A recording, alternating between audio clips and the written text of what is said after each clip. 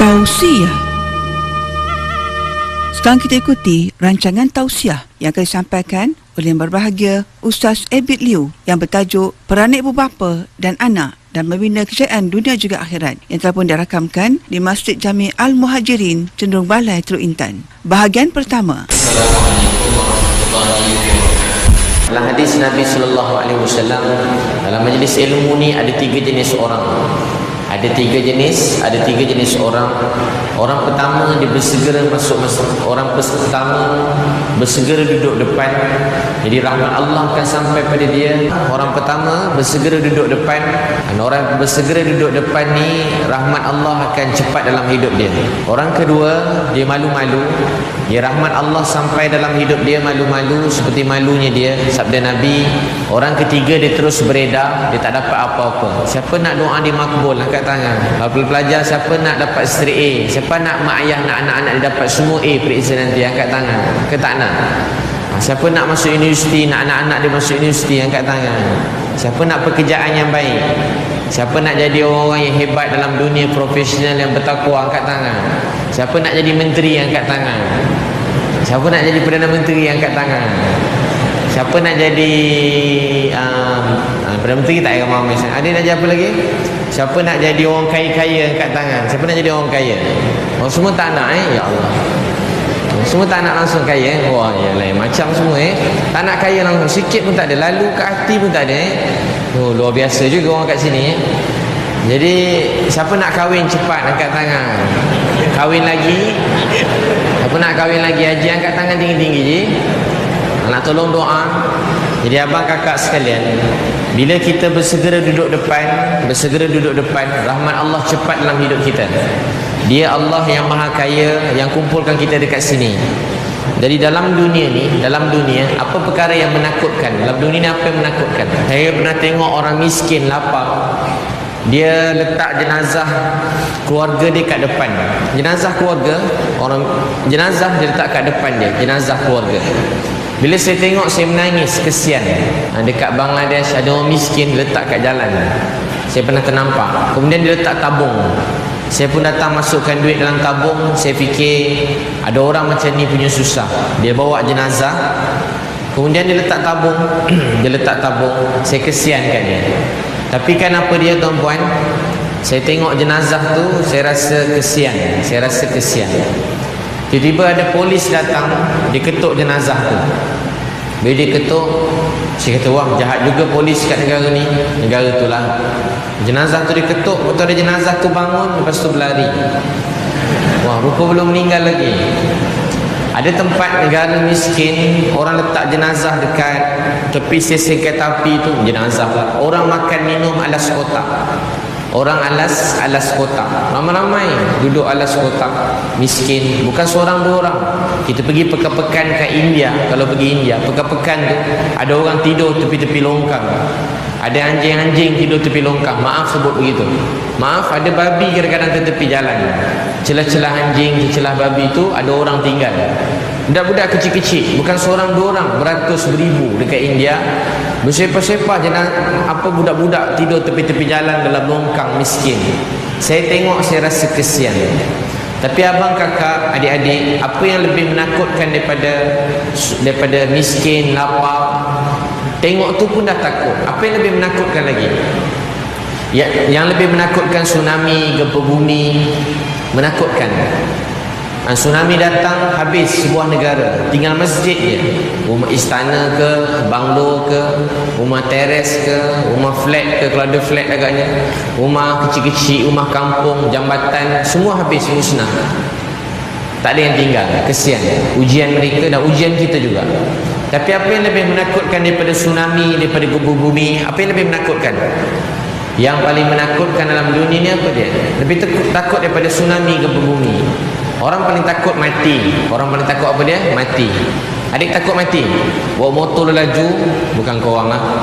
Bawa motor laju tengah baring kan, laju ni celah-celah, tiba-tiba tengok kawan dah bersepai kat depan. Agak boleh bawa motor ke dia? Tak bawa motor dah. Terus terduduk je sekejap. Nak bawa motor pun tak larat dah. Tolak motor jalan kaki balik.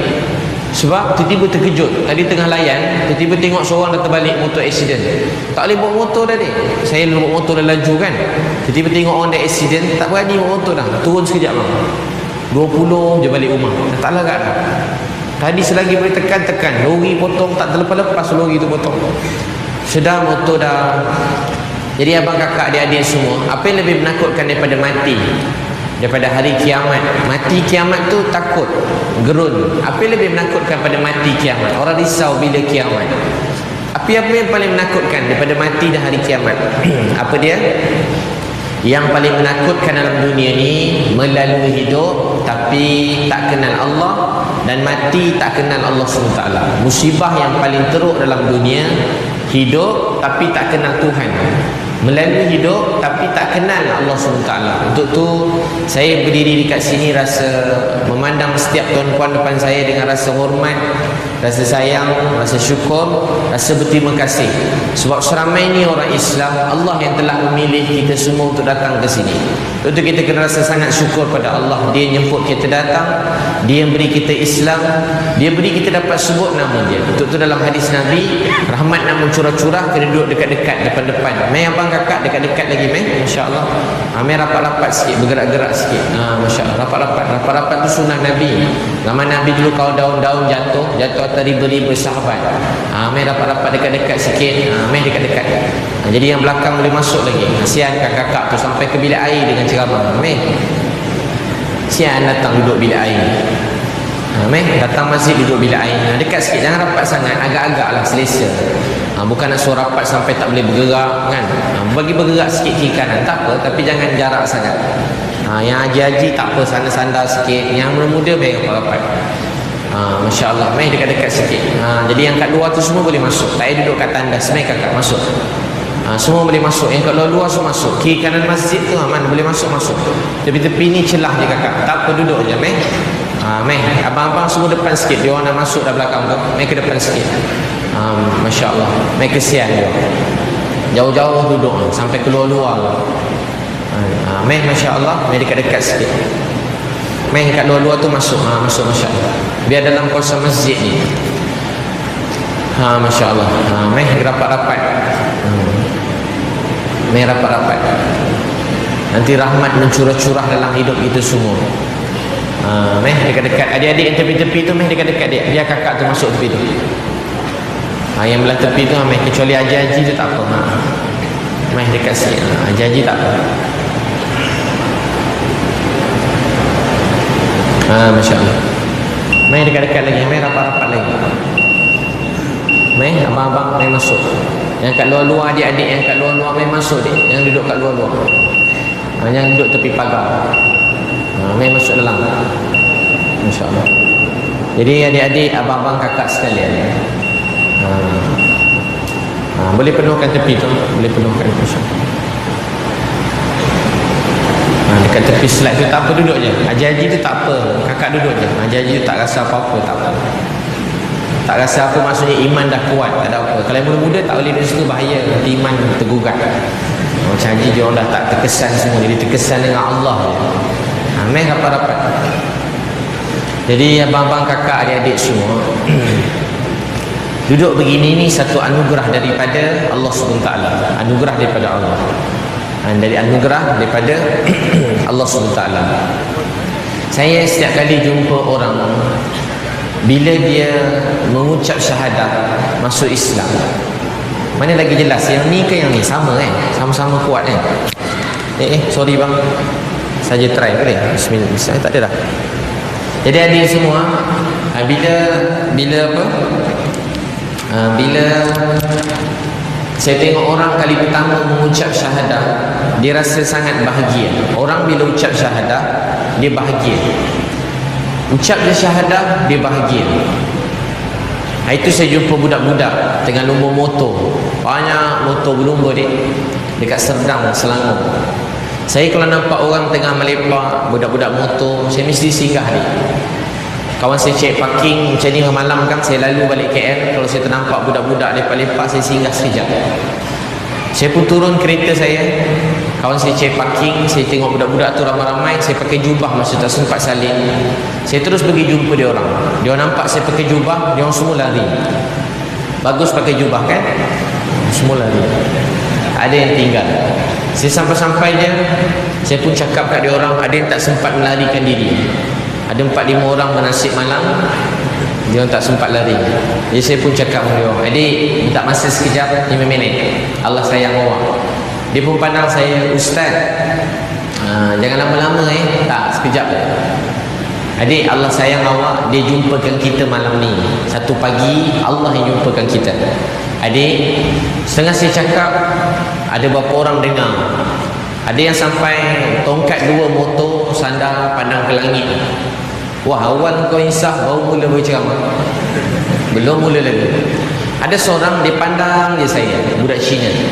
Saya pun pergi kat dia. Saya tak tahu dia Cina. Saya kata, adik, nanti sembahyang subuh ya. Siapa sembahyang subuh berjemaah, Allah jaga dia. Allah jaga dia. Siapa sembahyang subuh berjemaah, Allah jaga dia. Siapa nak hidup berubah, senang je. Esok subuh kalau sembahyang jemaah, hidup abang kakak adik-adik berubah. Esok subuh berjemaah, buat 3 bulan, hidup adik abang kakak semua berubah. Kalau tak berubah, jumpa muka saya. Jumpa saya tanpa kuat-kuat. Tipu je ustaz ni, tak berubah. Betul dia, nak bahagia kunci nombor 1 dia senang je. Siapa risau SPM ni angkat tangan? Siapa risau SPM ni? Siapa risau PT3 ni, risau UPSPSA ni, siapa risau? Siapa risau masa depan dia? Kakak risau tak kahwin dengan siapa? Semua perempuan kat tangan. Risau kahwin dengan siapa? Risau tak hidup kita? Abang kakak, siapa risau anak-anak dia? Angkat tangan. Siapa risau anak-anak? Anak-anak sekarang dia risau. Nak tak saya beritahu supaya Allah jaga kita, keluarga kita, anak-anak kita semua sekali. Kunci nombor 1 dia sembahyang subuh berjemaah kat masjid. InsyaAllah hidup kita berubah. Dalam hadis Nabi, siapa sembahyang subuh berjemaah, ni orang aku jaga dia. Siapa lawan dia, sakitkan dia, dia lawan dengan Allah. Siapa lawan orang sembahyang subuh, dia lawan dengan Allah.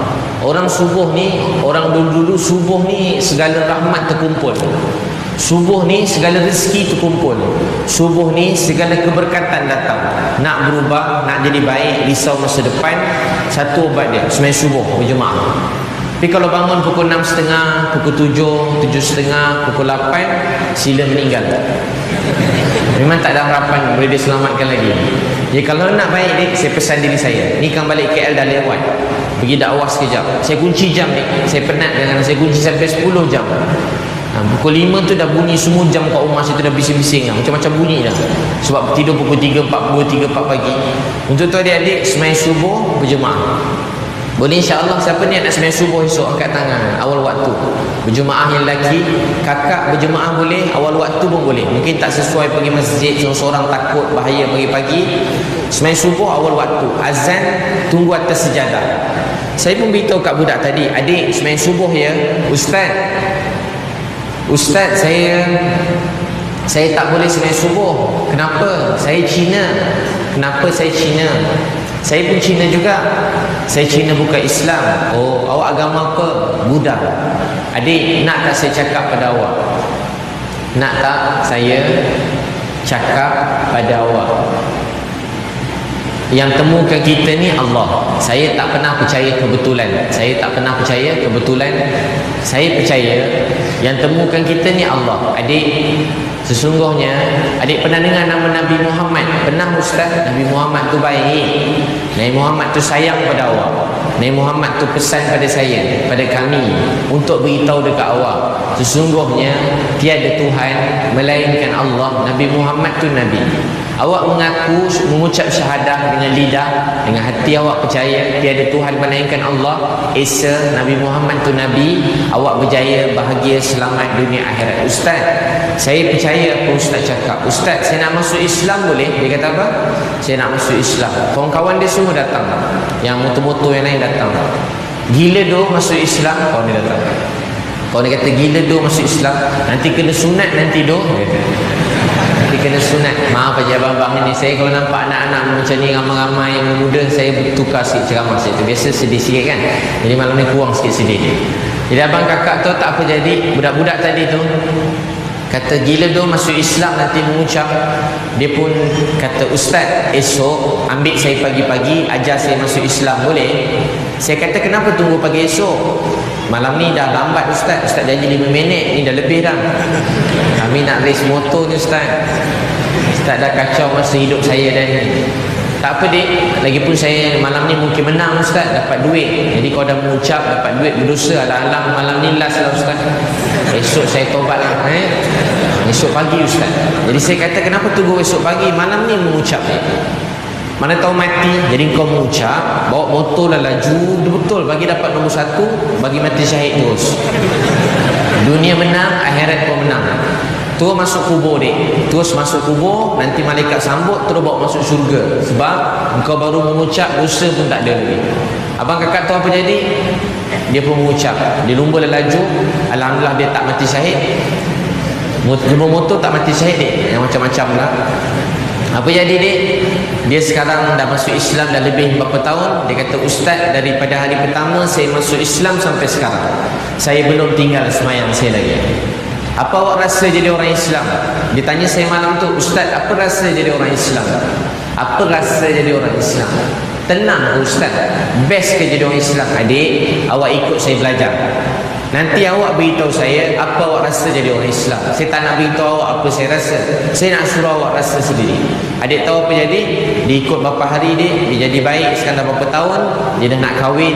Dia jadi orang yang sangat baik. Alhamdulillah, tak tinggal semayang dia sangat bahagia. Abang kakak, saya tengok orang bila mengucap syahadat, dia bahagia, tenang, hidup dia jadi baik. Nabi SAW bila jumpa sesiapa pun, ada seorang lelaki hidup dia dah gagal, tak berjaya.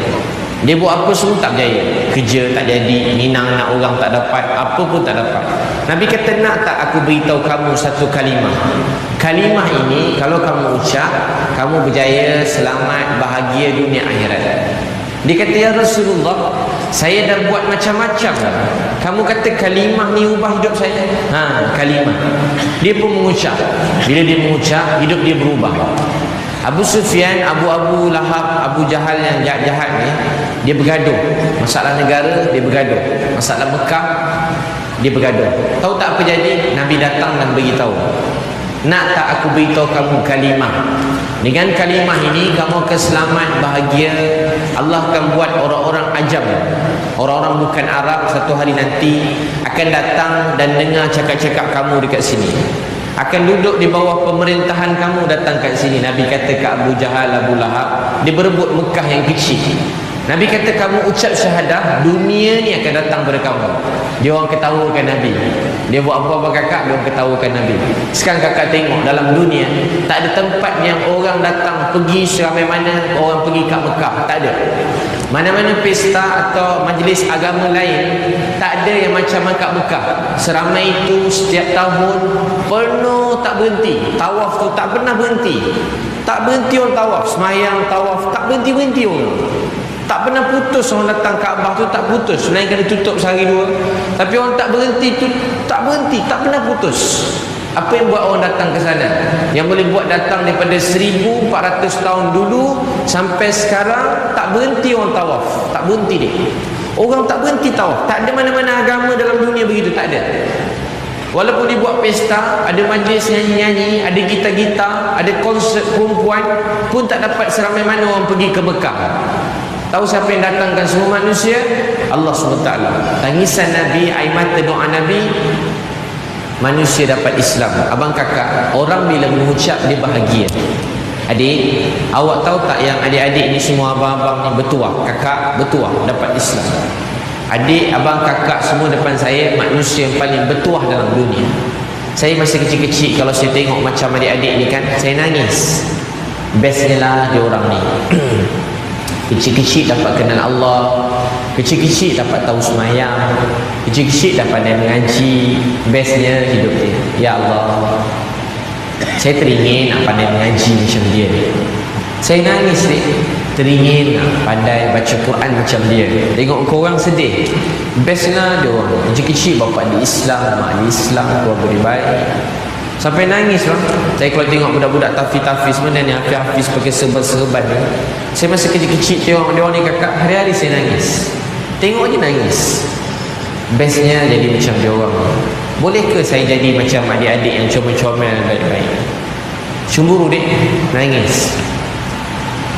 Saya bila tengok ustaz-ustaz saya, keluarga dia orang berkasih sayang, menjaga sembahyang, makan dalam dulang, bapak dia suap anak dia, kecil-kecil dah pakai tudung. So ustaz saya, anak-anak dia kecil-kecil dah pakai tudung, comel-comel semua sekali. Ni pergi mengaji semua sekali. Saya tengok ustaz saya kata apa? Bestnya macam cikgu saya, ustaz saya. Mungkinkah satu hari nanti hidup saya macam tu? Masa tu umur saya 12 tahun. Mungkinkah satu hari nanti hidup saya macam tu? Tahu saya kata apa dia? Tak apa. Saya lebih kuat kata tak apa. Tak apalah. Yang penting saya dapat kenal Allah, cukup lah. Saya memang tak boleh jadi macam dia orang. Sampai saya tengok kawan-kawan pandai mengaji, terutama mengaji lah, pandai semayang, baik. Saya memang menangis. Abang kakak, saya teringin sangat nak keluarga saya semuanya Islam. Saya teringin sangat, kuat ke hati saya teringin semua keluarga saya dapat Islam. Teringin sangat, hari-hari nangis. Saya tak tahu nak buat apa saya boleh buat. Masa tu umur 12 tahun, nak buat apa kakak abang? Saya cuba pandai nangis je. Nangis, ya Allah, berilah hidayah kepada bapa mak saya. Saya tak nak dia orang masuk neraka. Ya Allah, beri hidayah abang kakak saya. Saya tak nak abang kakak saya masuk neraka. Sebab tu saya kalau jumpa mana-mana orang, saya tak berhenti ajak dia masuk Islam. Saya tak berhenti ajak dia masuk Islam. Pergi mana-mana saya ajak semua masuk Islam. Itu saya pergi dekat Miri. Ada seorang budak perempuan kerja dekat Starbucks. Saya sedih, balik tu tak ada orang masuk Islam. 2 hari kat sana tak ada orang masuk Islam. Sekali masa sebelum kat airport tu, kat Starbucks sebelum tu, saya nampak ada budak perempuan kat airport. Yang dia datang. Saya nampak perempuan tu cantik. Rambut dia warna merah. Dia pakai skirt. Saya tak tengok sangat lah. Saya ustaz kan. Tak tengok dia tak. Nampak sikit. Tapi saya nampak lah dia seksi begitu, nampak. Tapi saya tak tengok. Tapi nampak, entahlah. Saya tengok sikit lah. Lepas tu saya pun doa, ya Allah berilah hidayah dekat dia. Tiba-tiba dia, saya pun duduk. Saya pun sedih kat meja tu. Tengah saya sedih dia, budak perempuan tu datang kat saya. Ni sebelum Ramadan hari tu. Dia pun datang. Saya dah seorang-seorang, dia duduk datang, dia kata, Abid Liu kan? Saya terus, ya Allah, ni semua ujian. Saya terus tunduk dia, saya tak pandang lah. Dah tobat dah, tadi dah tertengok kan tobat tu. Ya Allah, tak mau tengok dah. Ustaz, saya peminat Ustaz Abid Liu kan? Saya peminat Ustaz, selalu tengok Ustaz ni. Perempuan cakap takkanlah dia. Taklah. Macam itulah saya anggap dia malu-malu sikit. Lepas tu dia kata, saya kata nama awak apa? Ilin. Awak agama apa? Kristian. Mak ayah awak? Kristian. Adik, boleh Ustaz nak masa awak 5 minit duduk dengan Ustaz sekejap? Ajak duduk terus adik. Dia pun duduk. Ilin, saya tak pernah jumpa awak sebelum ni kan? Tak Ustaz. Awak pernah jumpa saya berdepan macam ni? Tak Ustaz. Saya rasa seronok jumpa Ustaz. Tak apa Ilin, saya nak cakap dekat awak. Saya sayang kat awak walaupun saya tak pernah jumpa dengan awak. Muka dia terus merah dik, berubah dah. Sebab saya tiba-tiba sayang kat dia. Dan masa saya cakap sayang tu macam ikhlas sikit. Cantik kan, ikhlas sikit. Kalau lelaki mungkin saya sayang awak, begitu kan kadang-kadang sikit. Salah. Saya sayang awak kerana Allah walaupun saya tak pernah jumpa awak. Sebelum saya keluar rumah tadi, saya doa supaya awak dapat hidayah. Macam mana Ustaz doa saya tak jumpa saya? Saya memang keluar rumah setiap hari saya doa, ya Allah, siapa saja saya jumpa beri dia Islam. Siapa saja dengar cakap saya beri dia Islam. Siapa saja tengok saya beri dia Islam. Mana-mana saya jalan, saya pergi, saya bukan sesiapa, tapi ya Allah, jadikan saya sebab orang lain datang pada Islam. Jadi saya doa macam tu ni. Hari-hari saya keluar rumah saya doa macam tu. Ya Allah, orang tengok saya beri dia Islam. Saya berselisih dengan sesiapa beri dia Islam. Kat Petronas mana saya singgah jumpa bukan Islam, dia tegur, bagi dia tengok saya dia nak masuk Islam. Biar dia tanya saya. Saya selalu jumpa orang tanya saya nak masuk Islam. Ada tahu apa jadi? Budak perempuan tadi saya sudah duduk, saya pun cakap kat dia, saya sayang semua orang Kristian dalam dunia. Saya sayang Mary, saya sayang Jesus, saya sayang Maryam, saya sayang Nabi Isa. Saya sayang mereka. Ilin tahu tak, Jesus tu lapar, Nabi Isa lapar, sakit, susah untuk manusia kenal Tuhan. Nabi Isa tu lapar, Jesus tu lapar, tempat tidur pun tak ada. tolong orang, ubat orang susah, berkorban. Dia berjuang siang malam. Allah sangat sayang Nabi Isa, Jesus. Ilin tahu tak, Jesus sangat sayangkan kita semua, umat dia masa tu dia berjuang. Ilin, saya percaya apa yang awak percaya tu sebahagiannya saya percaya. Awak tahu tak agama yang terbesar dalam dunia apa dia? Ada dua. Satu Islam, satu Kristian. Kenapa dua agama ni sentiasa berkembang? Sebab dua agama ni dia ada bukti yang jelas. Dua agama ni ada bukti yang jelas. Bukti dia ada. Tapi ilim pelengkap segala nabi dan membetulkan segala kesalahan dan melengkapkan segala erti kehidupan. Allah hantar penutup khataman nabiyyin, Nabi Muhammad sallallahu alaihi wasallam. Ilim tahu tak berapa orang yang hafal Quran tu? Ada puluh ribu orang, ratus ribu orang hafal Al-Quran. Kalau saya salah baca, walaupun saya penceramah, salah je baca, sekejap lagi ada orang kat belakang terus tegur saya, sekejap lagi dia hantar mesej kat saya, ada saya salah sebut, kadang orang tinggalkan ceramah tu, salah ustaz ni tinggal. Saya tak boleh salah, saya salah je orang terus betulkan. Saya tak boleh buat-buat pandai-pandai saya sendiri, reka-reka, tambah-tambah, tak boleh. Sebab ramai orang hafal Quran. Hadis Nabi pun sama. Saya kalau salah cakap hadis, sekejap lagi orang mesej saya, marah saya, pada dulu lagi.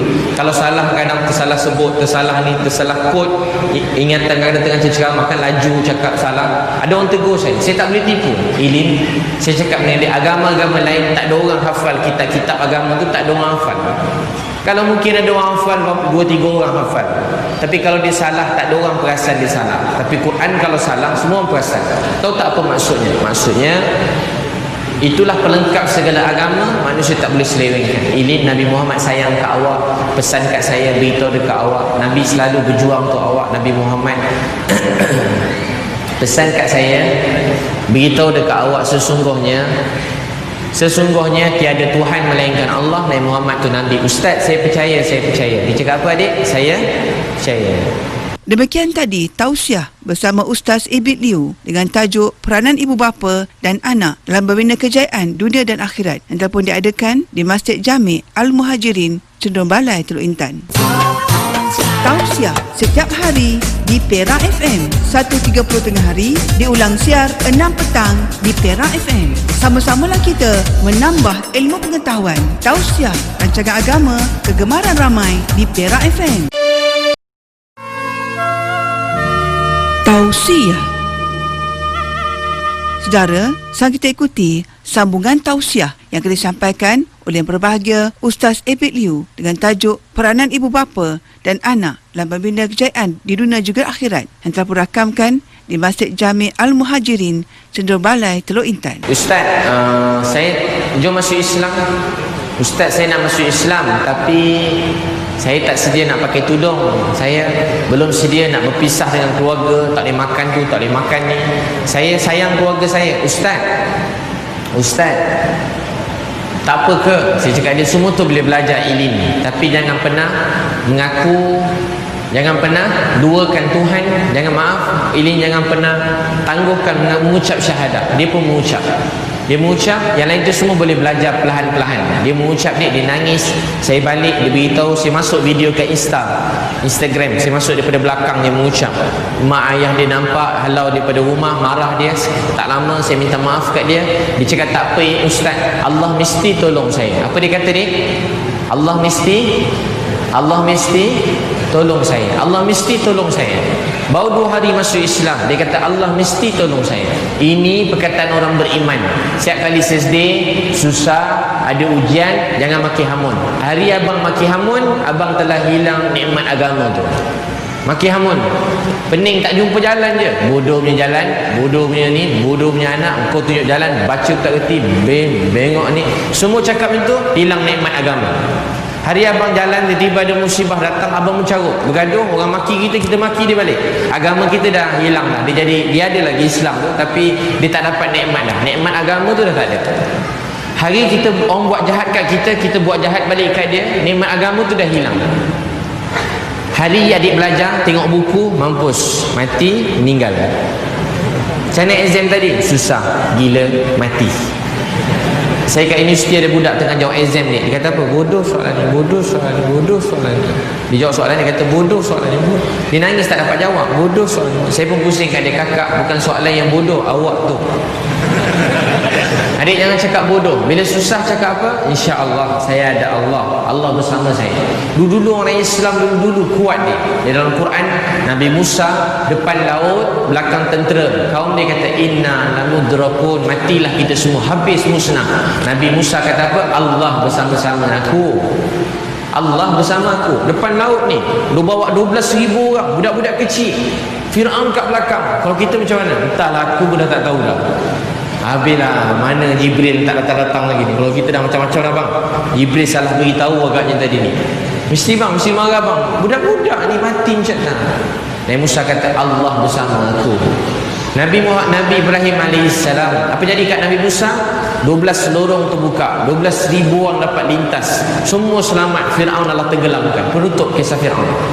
Apa jadi Nabi Ibrahim? Namrud, satu negara dia hidupkan api, besar api, tak tahulah besar mana dia. Campak Nabi Ibrahim, semua rakyat ni tengok api yang besar tu jadi sejuk. Nabi Ibrahim dah dekat dengan api, panas. Jibril nak tolong Nabi Ibrahim. Nabi Ibrahim kata hasbunallah wa ni'mal wakil. Cukup Allah untuk aku. Hasbunallah wa ni'mal wakil. Orang Islam dulu kuat. Nabi Muhammad sallallahu alaihi wasallam melalui berbagai ujian, berdakwah, keluarga ada yang meninggal, susah. Last sekali dia sampai dekat Gua Sur. Last dah. Tiba-tiba musuh keliling Gua Sur. Abu Bakar tengok Nabi sedih, habislah kita maksudnya. Apa Nabi kata?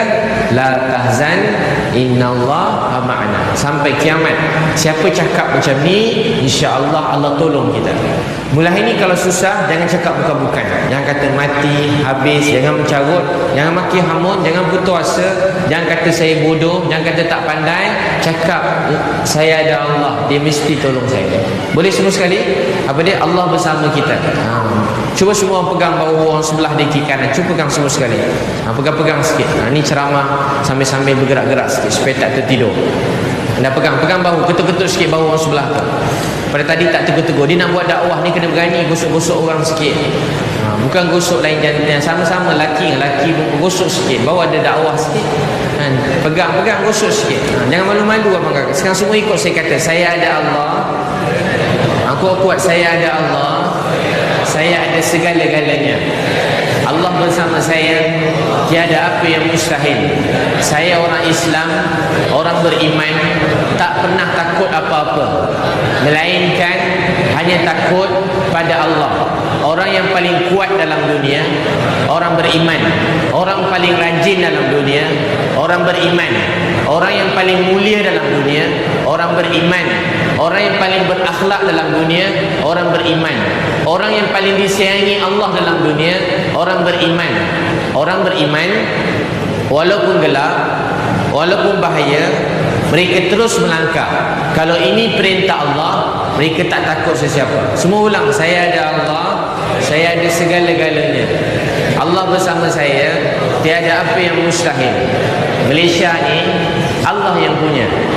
Malaysia ni Allah yang punya. Malaysia ni Allah yang punya. Malaysia ni Allah yang punya. Amerika Allah yang punya. China Allah yang punya.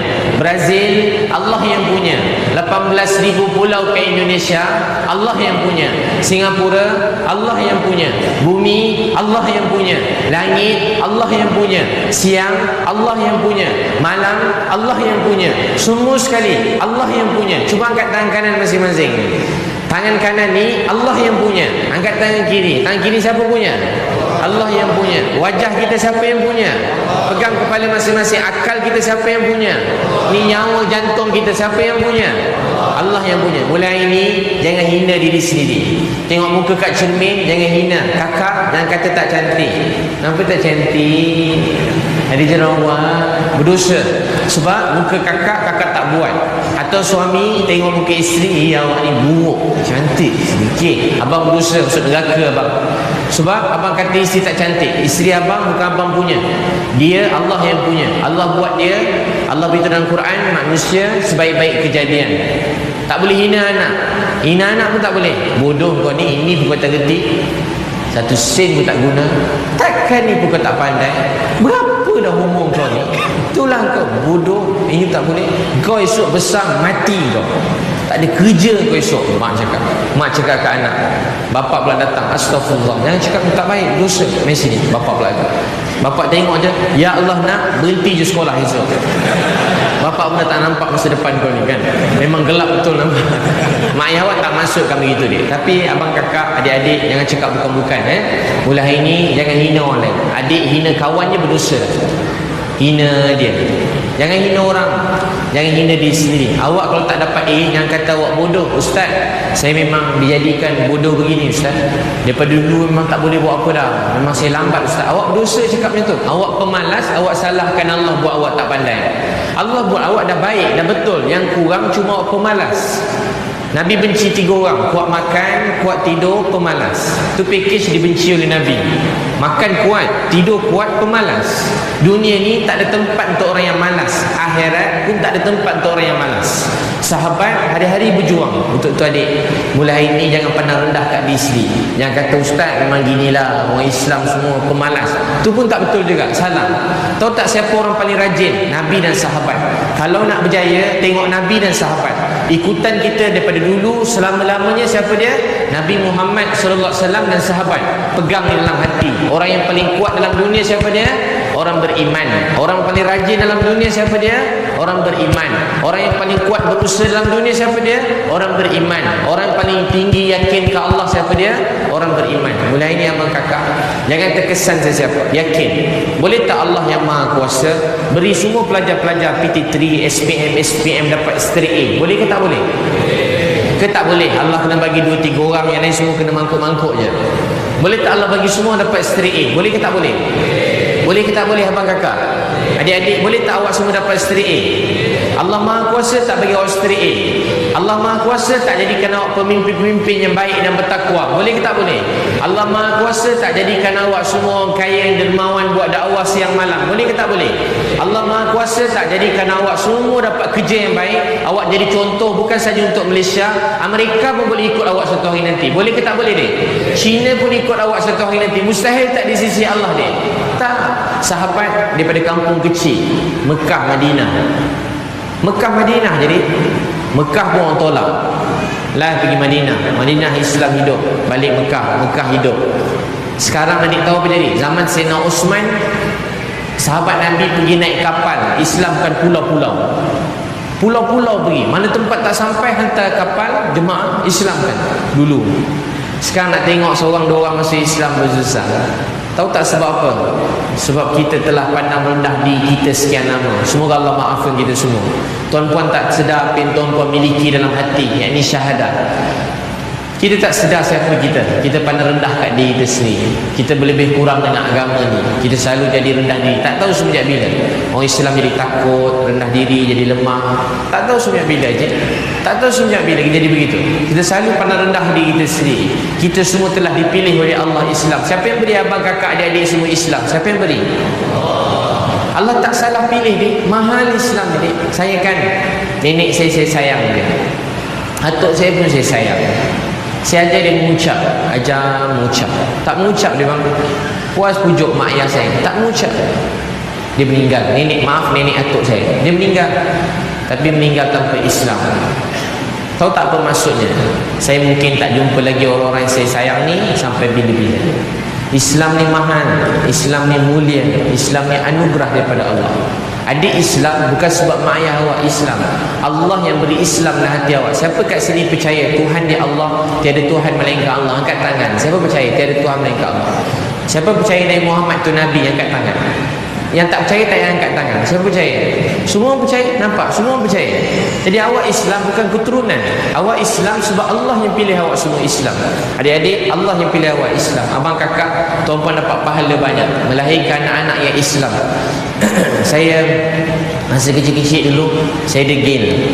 Mak ayah saya garang. Ayah saya garang.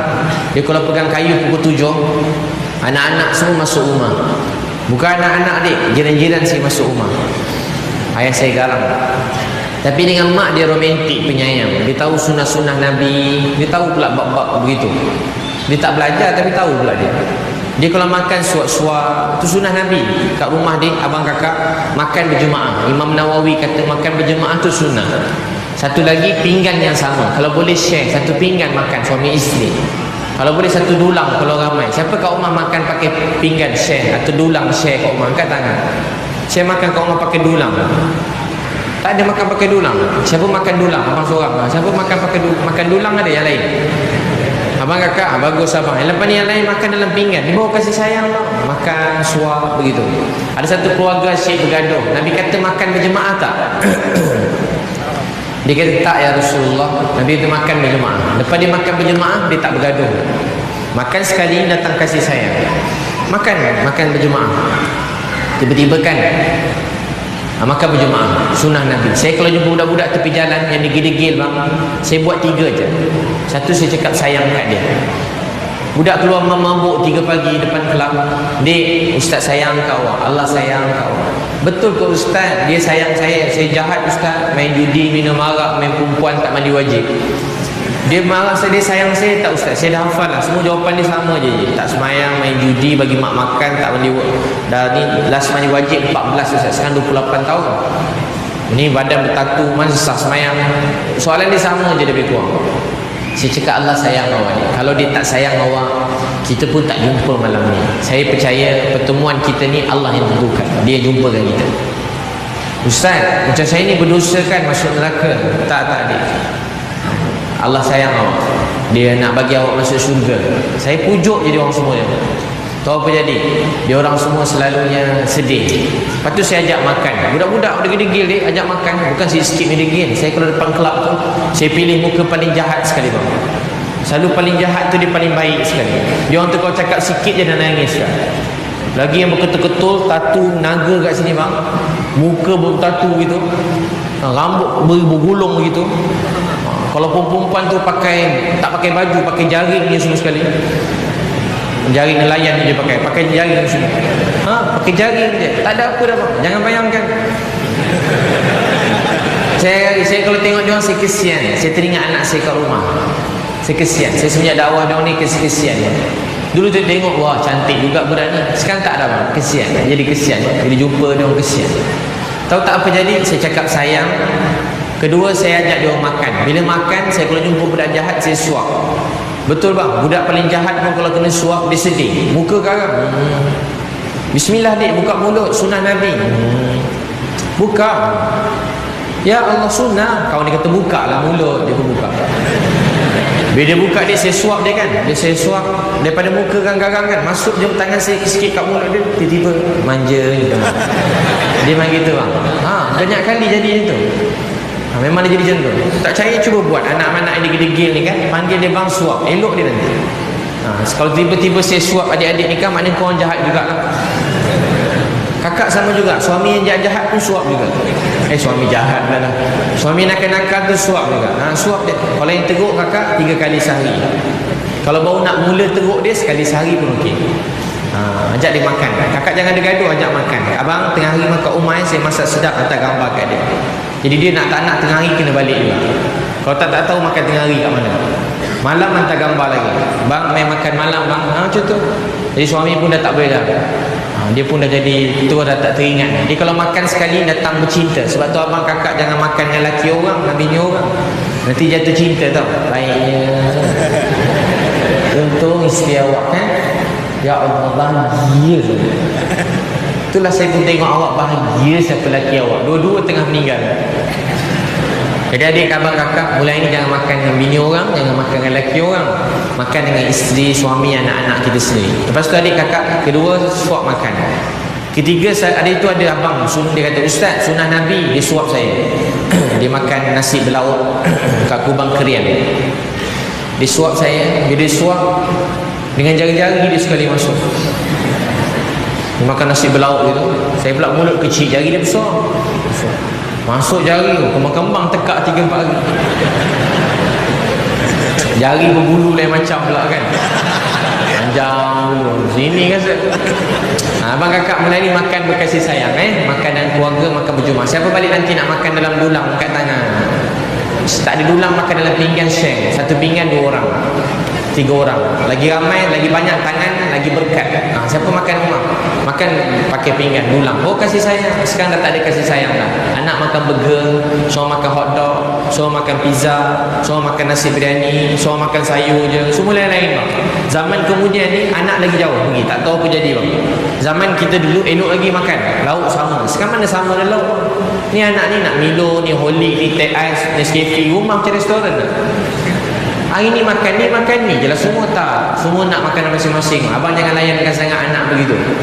Kena ajar dia supaya sama makan. Sekali-sekala tak apalah, kalau hari-hari tak boleh jadi. Adik-adik makan je, apa mak masak makan. Sedap ke tak sedap makan. Suka makan banyak, tak suka makan sikit. Makan kena makan, baru berkat, baru rumah tangga tu berkat. Abang kakak mak ayah saya makan berkasih sayang, suap-suap lagi. Kadang-kadang tengok seram juga lah. Tu tak apa lagi, kadang mak masak dia belakang, bapak saya peluk, tu lagi seram. Tu sunnah Nabi juga, dukung isteri kat belakang. Abang buat nanti bang dukung isteri, tak kat belakang. Tapi tengok saiz lah bang, jangan sekali angkat. Tapi satu hari ni dengan anak-anak bapak saya garang. Satu hari pergi sekolah, ada jannah. Saya dengar ada seorang cikgu bagi ceramah, tinggal satu solat 80 tahun dalam neraka. Tinggal satu solat 80 tahun dalam neraka. Bila saya dengar tu saya menangis. Saya mula fikir mak ayah saya. Saya tak nak mak ayah saya masuk neraka. Saya pergi masjid ikut pintu belakang, nyorok-nyorok. Saya nangis dah hari-hari. Saya semangat berdakwah. Saya tingkatan satu, segala puji bagi Allah. 7 orang kawan saya masuk Islam, 4 kekal, 3 tak kekal. Saya semangat berdakwah bang. Sampai ada cikgu sains mengajar sains, saya tengok dia cikgu tu, lepas tu saya nangis. Tahu saya fikir apa? Kesian cikgu, masuk neraka dia nanti. Habis kelas, suruh saya peluk cikgu Cina tu, ajak dia mengucap. Lari cikgu Cina tu. Tapi sebelum dia lari, saya tak lepas dia. Last kali dia terpaksa mengucap, baru saya lepas kaki dia. Macam tu dia. Itu tak boleh paksa masuk Islam. Tapi masa tu saya tak tahu lagi ilmu yang tak boleh paksa tu. Semangat berdakwah, tak kira mana-mana dia. Tak takut apa-apa dah, semangat je. Tapi satu hari kan, tahu tak siapa yang saya risau? Mak ayah saya. Saya tengok mak ayah, saya nangis. Saya pergi masjid ke pintu belakang, saya balik. Saya dah pakai jubah-jubah je. Masjid saya ni tak ramai orang semayang, tak adalah ramai macam ni. Jadi ada orang berdakwah datang, pendakwah-pendakwah tu. Bila pendakwah tu datang, dia datang selalu 2-3 hari. Bila dia orang balik ni, masjid saya bawah bukit. Saya naik atas bukit dia. Saya naik atas bukit, masjid bawah bukit. Bila pendakwah tu balik, masjid saya ada imam, Bilal, ada 3-4 orang je semayang. Kadang imam tak datang, Bilal jadi imam. Kadang Bilal pun tak datang, saya jadi imam. Bulan Ramadan saya selalu jadi imam, dia tingkatan satu. Masjid bawah bukit, saya duduk atas. Saya naik atas bukit tu, bila orang dakwah tu balik, abang tahu apa saya buat? Saya lambai daripada atas bukit. Saya nangis. Lambai, saya nangis. Tahu apa saya fikir? Lepas dia orang balik ni, dah tak ada orang nak ajar saya semayang. Lepas dia orang balik ni, dah tak ada orang nak ajar, nak teman saya bangun malam. Lepas dia orang balik ni, dah tak ada orang nak ajar saya sunnah-sunnah Nabi. Bila dia orang balik, saya nangis. Bila dia orang balik, saya pun nangis. Bila dia orang balik, saya nangis. Lepas tu tak apa jadi, saya balik rumah, saya tengok mak ayah, saya nangis. Saya doa nyorok-nyorok, nangis, doa. Saya nak mak ayah saya dapat hidayah. Siapa nak mak ayah dia masuk surga Firdaus, angkat tangan. Itu hadiah yang paling besar seorang anak buat mak ayah dia, jadi anak yang soleh-solehah. Lagi mahal pada duit, lagi mahal pada rumah, daripada kereta. Jadi anak yang baik. Masya Allah. Siapa tak nak mak ayah dia masuk neraka? Tak nak mak ayah masuk neraka? Tak nak. Masya Allah. Untuk tu selalu doa. Itu cita-cita adik-adik. Pastikan usaha jangan mak ayah kita masuk neraka. Kalau dia tak semayang, doakan dia. Jangan benci dia, doa dia, sayangkan dia. Adik-adik beradik tak semayang, doakan dia. Abang kakak, kalau ada anak kita tak semayang, nangis. Ya Allah, maafkan saya. Kesian anak saya. Cakap ke anak kita, Alung, ayah bangga tengok kau. Kau ni baik, rajin tolong ayah, belajar pun pandai. Satu je bapak nak pesan. Esok lusa mungkin bapak mati. Bapak minta satu je nak. Boleh tak kalau kau ikut ayah sembahyang subuh kat masjid esok, bahagia hati ayah. Ayah kena cakap itu ke anak kadang-kadang, minta maaf kat dia. Nak, ayah minta maaf, engkau dah 20 tahun ayah tengok engkau jarang-jarang sembahyang. Kena cakap terus terangan, ajak dia minum berdua, cakap, bapa minta maaf nak, bapa gagal jadi contoh yang baik untuk engkau. Kalau dia tengok isteri tak sembahyang, abang tengok isteri tak sembahyang, pegang tangan isteri, bang, ya Allah, yang maafkan abang ya, awak dah kahwin dengan abang dah 30 tahun dah, tapi abang tengok awak maghrib selalu tengok drama, abang sedih, abang minta maaf. Abang tak sampai hati nak cakap, tapi abang kena cakap, abang sayang kat awak, abang nak kita sama-sama dekat dengan Allah. Kena cakap bang. Kadang-kadang anak ni kena terus terang, dia tak tahu apa yang dia nak dalam hidup, apa yang kita sebenarnya nak dalam hidup dia. Lepas tu abang kakak, saya balik rumah tengok mak ayah, saya nangis. Lepas tu abang kakak, saya balik rumah, larat lagi dengar, boleh dengar lagi larat. Siapa rasa nak meninggal dah? Jangan meninggal lagi. Lepas tu saya tengok mak ayah, saya nangis. Kat rumah dia nak dakwah mak ayah, jangan ceramah dia. Saya dengan mak ayah saya tak pernah ceramah dia, saya picit kaki dia. Dengan mak ayah nak dakwah dia, picit. Kalau mak ayah watak Islam ke, gosok kaki dia, pegang kaki dia. Siapa selalu pegang kaki mak ayah dia angkat tangan? Selalu gosok-gosok kaki mak ayah dengan minyak, ambil minyak gosok kaki mak ayah. Ini rahsia berjaya yang saya nak kongsi dengan awak. Dengan mak ayah pegang kaki dia. Siapa balik nanti nak pegang kaki mak ayah dia angkat tangan? Ambil minyak dia, gosok-gosok si kaki mak ayah. 10 minit dah lah, tak payahlah 2-3 jam, 10 minit buat. Awak buat balik nanti, lepas awak urut masuk bilik, doa, ya Allah, saya urut kaki mak ayah saya tadi kerana engkau, saya nak periksa SPM ni, bagi saya A. InsyaAllah tu antara nak makbul doa ni. Orang selalu sembahyang hajat, lepas tu doa, tu nombor 1. Seterusnya khidmat, lepas tu doa. Khidmat mak ayah, doa. Khidmat mak ayah, lepas tu doa. Ada kawan saya ke Afrika, di madrasah dia free. Madrasah dia tandas macam hotel 5 bintang. Madrasah tu free, dia bayar guna duit dia sendiri semua sekali. Dia kaya, ada kedai kereta mewah. Saya tanya dia, dulu kaya ke? Tak, dulu miskin. Macam mana kaya? Saya setiap malam picit kaki mak setengah jam, saya picit kaki ayah saya setengah jam, saya tanda tangan, ya Allah, saya dengar kalau sedekah ni rezeki saya mencurah-curah berkat, saya tak ada apa duit nak sedekah, saya niat picit kaki mak situ sedekah saya. Rupanya picit urut kaki mak ayah ni berkat. Saya kalau tengok anak, mak ayah duduk atas kerusi, dia pergi kat kaki mak dia, saya kata apa? Budak ni mesti berjaya hidup dia nanti, mesti Allah bagi dia hadiah yang dia tak sangka-sangka. Tapi saya kalau tengok mak ayah duduk bawah lipat kain, anak duduk atas lunjuk kaki kat muka mak main game, saya tengok tu saya menangis, saya kesian. Saya tahu nanti hidup dia susah, nanti hidup dia banyak benda yang tak baik datang dalam hidup dia. Sebab tu Nabi ajar dengan mak ayah kalau berjalan, jangan potong dia berjalan. Kalau mak ayah cakap, jangan potong mak ayah cakap. Kalau mak ayah cakap, pandang muka dia dengan hormat, pandang muka dengan hormat sayang. Kalau adik buat ni, doa berkat. Tapi ustaz, mak ayah saya ni jahat ustaz, buat maki hamun. Adik maafkan dia, tak apa, jangan risau. Yang penting hati dia baik, doakan Allah. Kita sebagai mak ayah jangan maki hamun anak, tapi sebagai anak kalau mak ayah buat begitu, maafkan dia. Tak apa, maafkan, tak apa. Demikian tadi tausiah bersama Ustaz Abid Liu dengan tajuk Peranan Ibu Bapa dan Anak dalam Membina Kejayaan Dunia dan Akhirat yang telah pun diadakan di Masjid Jami' Al-Muhajirin, Cenderum Balai, Teluk Intan. Tausiah. Saudara, sekarang kita ikuti sambungan tausiah yang akan disampaikan oleh yang berbahagia Ustaz Abid Liu dengan tajuk Peranan Ibu Bapa dan Anak dalam Membina Kejayaan di Dunia juga Akhirat yang telah dirakamkan di Masjid Jami' Al-Muhajirin, Cenderum Balai, Teluk Intan. Lepas tu abang kakak saya pun baca Quran hadis dalam bilik. Hari baca, tengah-tengah baca kan, tiba-tiba mak saya datang. Kejut saya mak saya datang. Mak saya pakai seksi je, penuh gambar-gambar mak saya pakai seksi masa tu. Maaf saya sebut ni. Mak saya datang, dia nangis, saya ajar dia semayang, ajar dia banyak perkara. Lepas tu lepas 6 bulan saya baca taklim kat rumah, baca Quran, baca hadis sama-sama.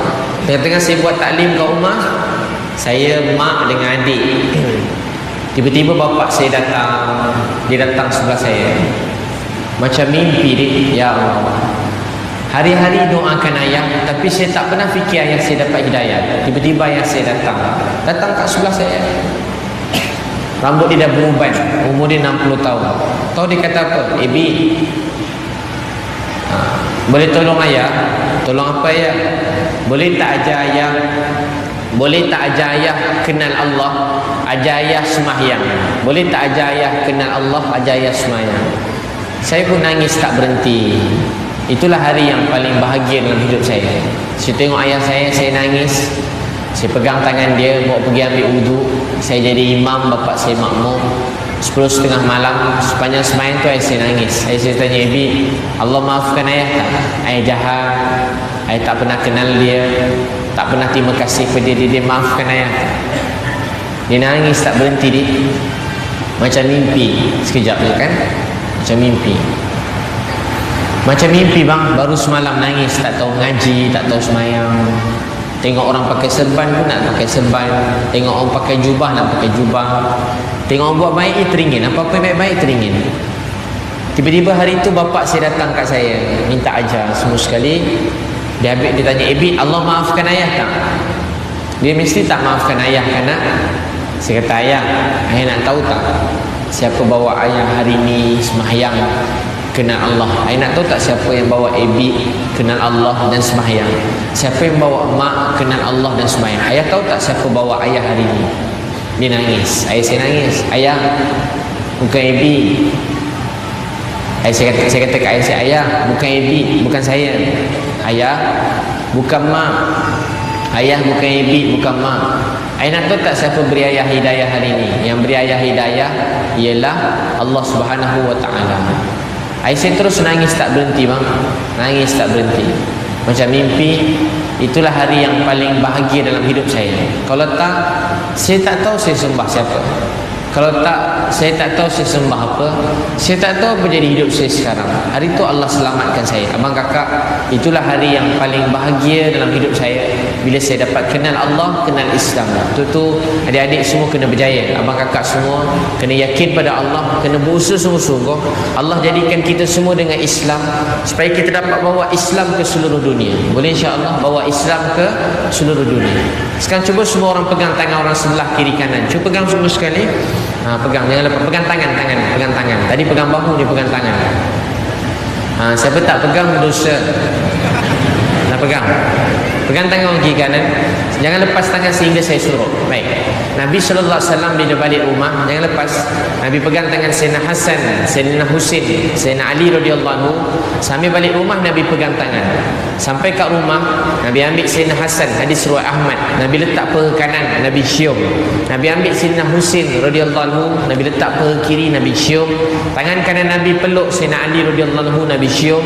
Tangan kiri Nabi peluk Fatimah radhiyallahu anha, Nabi cium. Sambil Nabi kata, ya Allah, saya sangat sayang keluarga saya. Ya Allah, sayangilah keluarga saya. Ya Allah, sayangilah orang-orang yang menyayangi keluarga saya. Kalau abang kakak rasa sayang pada keluarga, Allah akan sayang pada kita semua. Setiap kali balik rumah, pegang tangan semua keluarga. Adik sampai rumah, salam mak ayah. Mak ayah sampai rumah, pegang tangan semua keluarga. Nabi orang paling sibuk dalam dunia, tapi Nabi orang paling sayang pada keluarga. Nabi SAW orang yang paling sayang pada keluarga. Semua dah pegang tangan. Cuba ikut saya kata, ya Allah.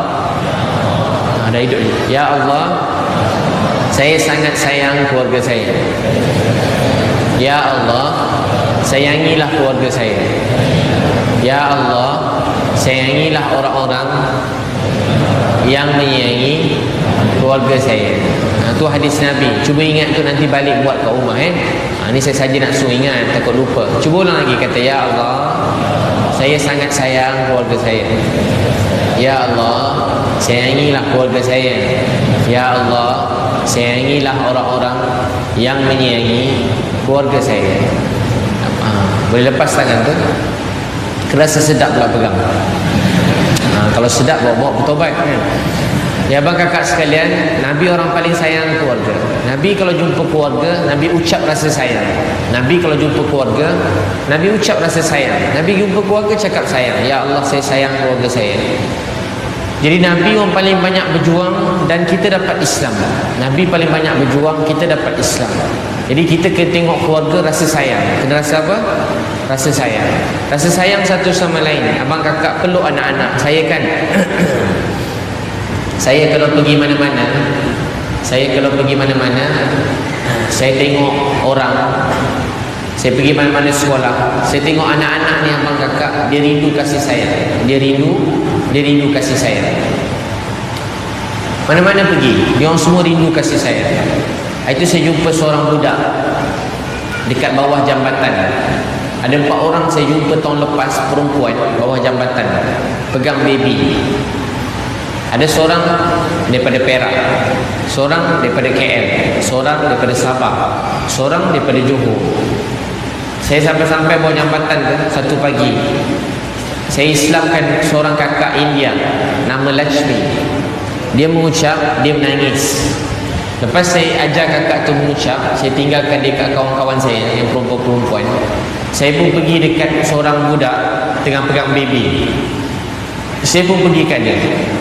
Adik, anak awak ke? Ustaz. Awak umur berapa? 14 tahun Ustaz. Sian jadi 14 tahun pegang baby duduk bawah jambatan. Ni anak awak? Ustaz.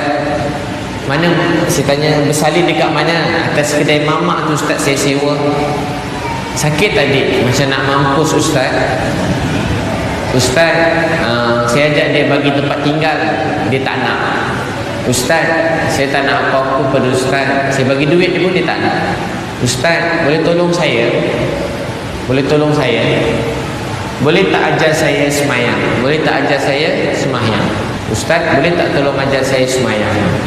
Saya rindu nak semayang. Susah tak semayang Ustaz? Ustaz, ke saya tak boleh semayang? Ramai orang kata saya ni mesti masuk neraka.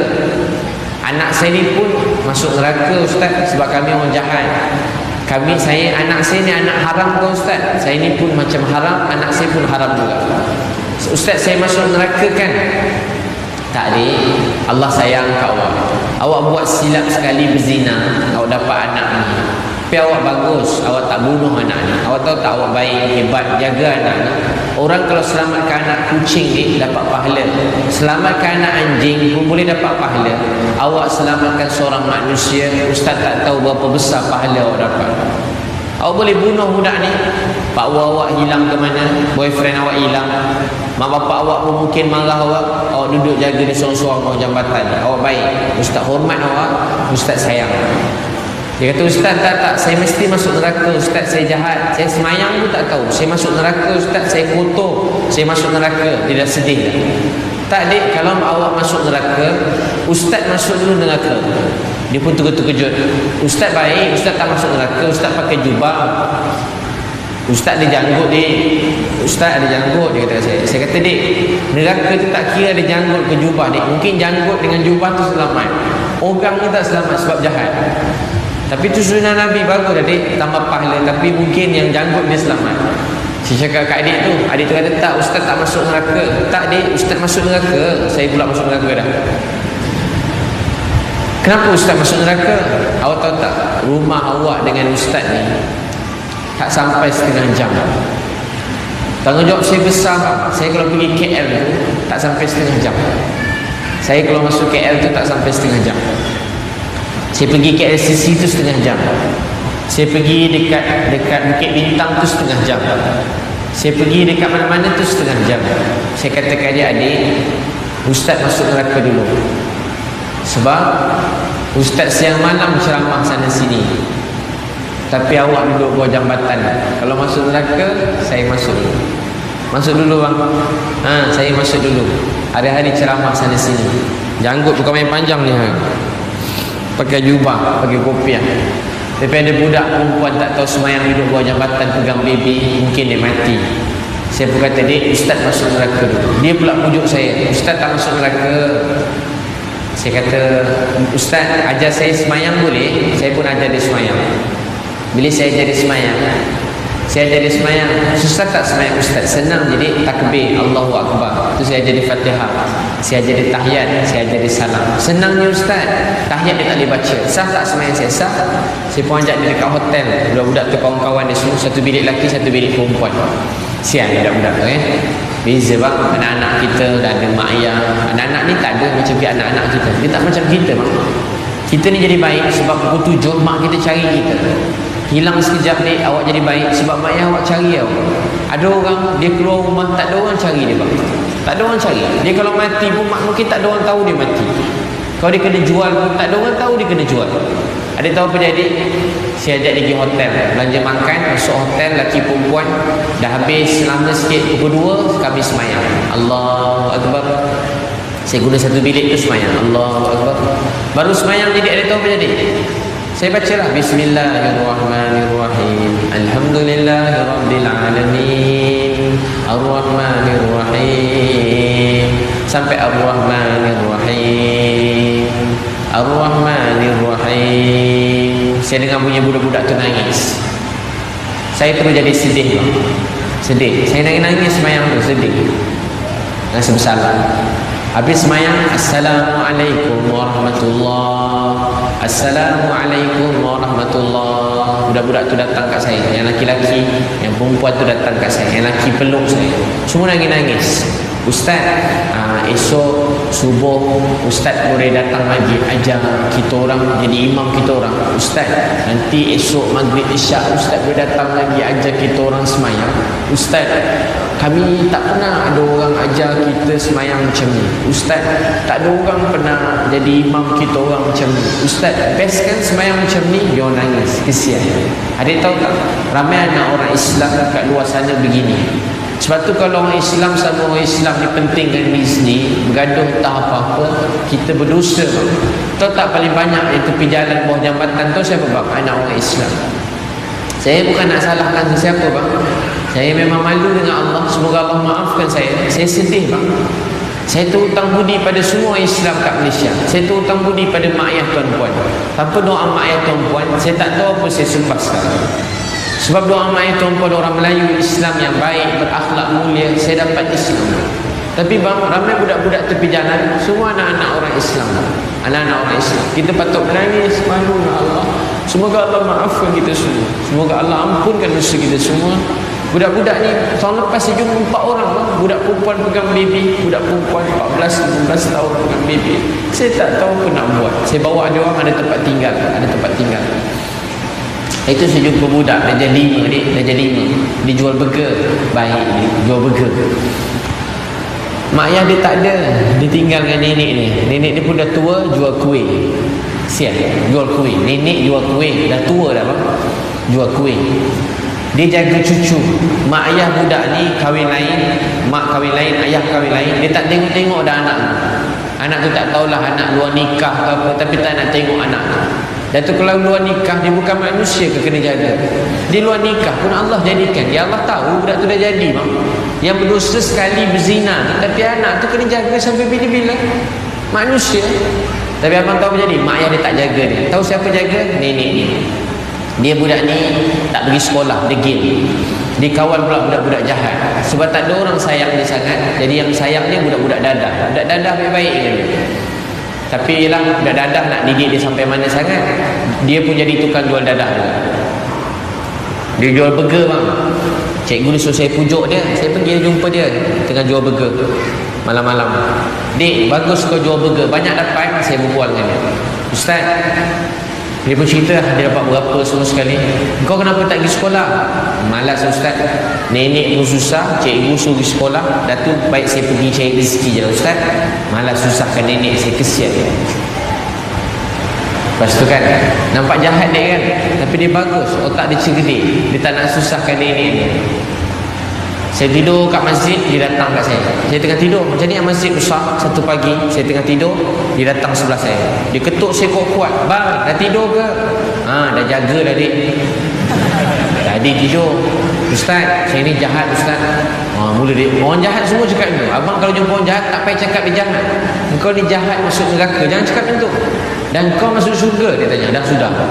Sebab tu kalau jumpa orang jahat, cakap dengan dia, awak baik, masuk syurga, Allah sayang. Taklah, saya ni neraka tempat saya. Orang jahat jangan cakap dia jahat, nanti dia lawan kita bang. Dia marah, awak ahli syurga, awak baik sangat. Cakap dia, awak baik, Allah sayang awak ahli syurga. Taklah ustaz, sini setan. Nampak tak dengan aku Sri? Tak, awak baik. Kalau dengar dia cakap dia setan, jangan eloklah kalau sedar kata memang setan. Cakap yang tu pun jangan. Sebab dia tengah putus asa. Dia cakap nampak main-main, dia putus asa dengan hidup. Pendosa ni dia rasa putus asa. Sebab tu dalam Quran ada ayat la taqnatu min rahmatillah. Itu untuk pendosa-pendosa, orang jahat-jahat, degil-degil, jangan kamu putus asa daripada rahmat Allah. Sampaikan ayat ni pada mereka. Nanti dia nangis. Lepas tu kan budak tadi, ustaz saya jahat, muka comel, jahat apa? Dia bawa pergi bilik air. Pergi bilik air, dia tunjuk saya ada dadah dalam beg dia. Wah, ini bukan sikit yang jahat dia, ini ukur gantung punya jahat. Ini ustaz tu kalau ada dadah ni, ustaz pegang, ustaz kena ukur gantung. Lepas tu adik tahu jadi, saya baring kat masjid, dia baring kat saya, dia pegang tangan saya. Dia pegang tangan saya. Tak lama dia baring atas bahu saya. Wah, budak ni gay pula dia. Tengah malam. Tak lama baring atas perut. Wah, ini betul-betul sah kan? Tak adik. Siapa pernah pergi rumah anak yatim? Angkat tangan. Pernah pergi rumah anak yatim? Siapa pernah pergi rumah orang tua-tua yang anak ditinggal kat rumah orang tua? Tahu tak apa persamaan dua rumah ni? Cuba adik berbual dengan anak yatim ni. Tak lama dia peluk kita, dia nangis. Tak lagi dia bergayut kat sini, bawa pergi shopping, semua dah duduk sebelah kita, semua dah cakap dengan kita, manjat belakang kita, semua jadi mesra kita. Jumpa je kita, ustaz peluk saya, macam anak-anak saya kat rumah. Saya kalau jumpa budak-budak tepi jalan, budak-budak jahat bang, anak-anak yatim semua sekali, jumpa saya tu macam mana bang? Ustaz apa khabar? Peluk saya. Dulu saya suruh peluk, dia sandar kat bahu saya. Dik tu bukan peluk, tu menyandar. Peluk pun tak pandai bang. Saya kalau tengok budak tak pandai peluk, saya tahu bapak dia tak ajar dia peluk, mak dia tak ajar dia peluk. Saya ambil tangan dia letak kat sini, saya ambil tangan satu lagi letak kat sini. Saya dah habis peluk budak-budak ni, saya lepaskan tangan, dah dia tak lepas lagi, dia peluk lagi. Adik tahu tak apa dia? Anak-anak ni dia dahagakan kasih sayang. Budak-budak yang tak ada mak ayah ni, sebab tu sunnah usap kepala dia. Anak yatim sunnah usap kepala dia. Yang kemudian peluk dia mesti nangis. Ni siapa yang tak ada mak ayah daripada kecil, saya cerita ni mesti dah nangis ni. Tahu sebab apa? Sebab bagi anak-anak ni pelukan tu penting. Kadang-kadang tuan-puan dan anak saudara kan, bapak dia meninggal, anak saudara kita, pakcik-pakcik peluk anak-anak saudara kita, peluk dia, beri pelukan kat dia, beri kasih sayang. Bukan budak-budak ni, ayah-ayah pun sama. Ni ayah-ayah awak ni yang dah berumur ni, adik tahu tak, dia duduk rumah, dia daripada kecil awak lahir sampai sekarang, dia belum berehat kerja ni, siang malam kerja ni. Tapi ayah awak dulu garang. Jadi awak ingat dia tak sayang awak sangat. Awak tak tahu dia kalau nelayan, saya jumpa nelayan, bot kecil tengah laut nangis. Ya Allah, saya dapat seekor ikan, saya jumpa berbual dengan nelayan, dia cerita kat saya nangis. Ya Allah, bagi saya ikan kedua, ketiga, saya nak sekolahkan anak saya.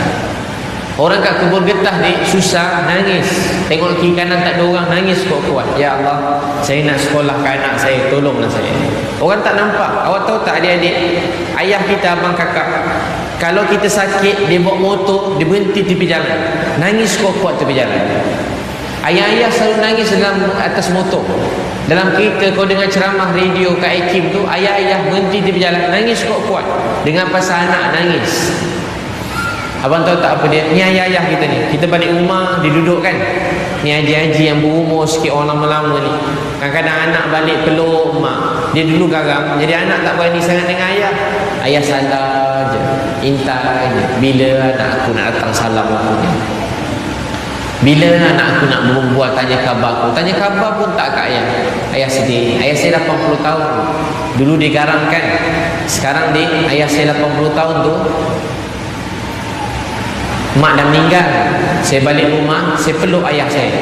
Dia nangis kuat-kuat. Anak dia 12, adik-adik saya 12. Seorang meninggal, tinggal 11. Balik kampung, tak ada seorang pun adik-beradik saya peluk ayah saya. Takut. Saya semenjak mak meninggal, saya peluk ayah saya. Saya cium dahi, saya cium pipi kanan dia, saya cium pipi kiri dia, umur dia 80 tahun. Saya cium bahu kanan dia, saya cium bahu kiri dia, saya peluk dia kuat-kuat. Ayah saya mesti nangis, saya tak nangis, ayah saya nangis. Saya peluk dia lama-lama, saya bagi peluang ayah saya nangis lama-lama. Tahu sebab apa? Dia rindu anak-anak.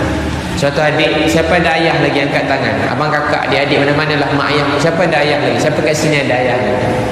Turun tangan. Siapa dah lama tak peluk ayah dia? Masih ada ayah. Siapa dah lama tak peluk ayah? Dia angkat tangan.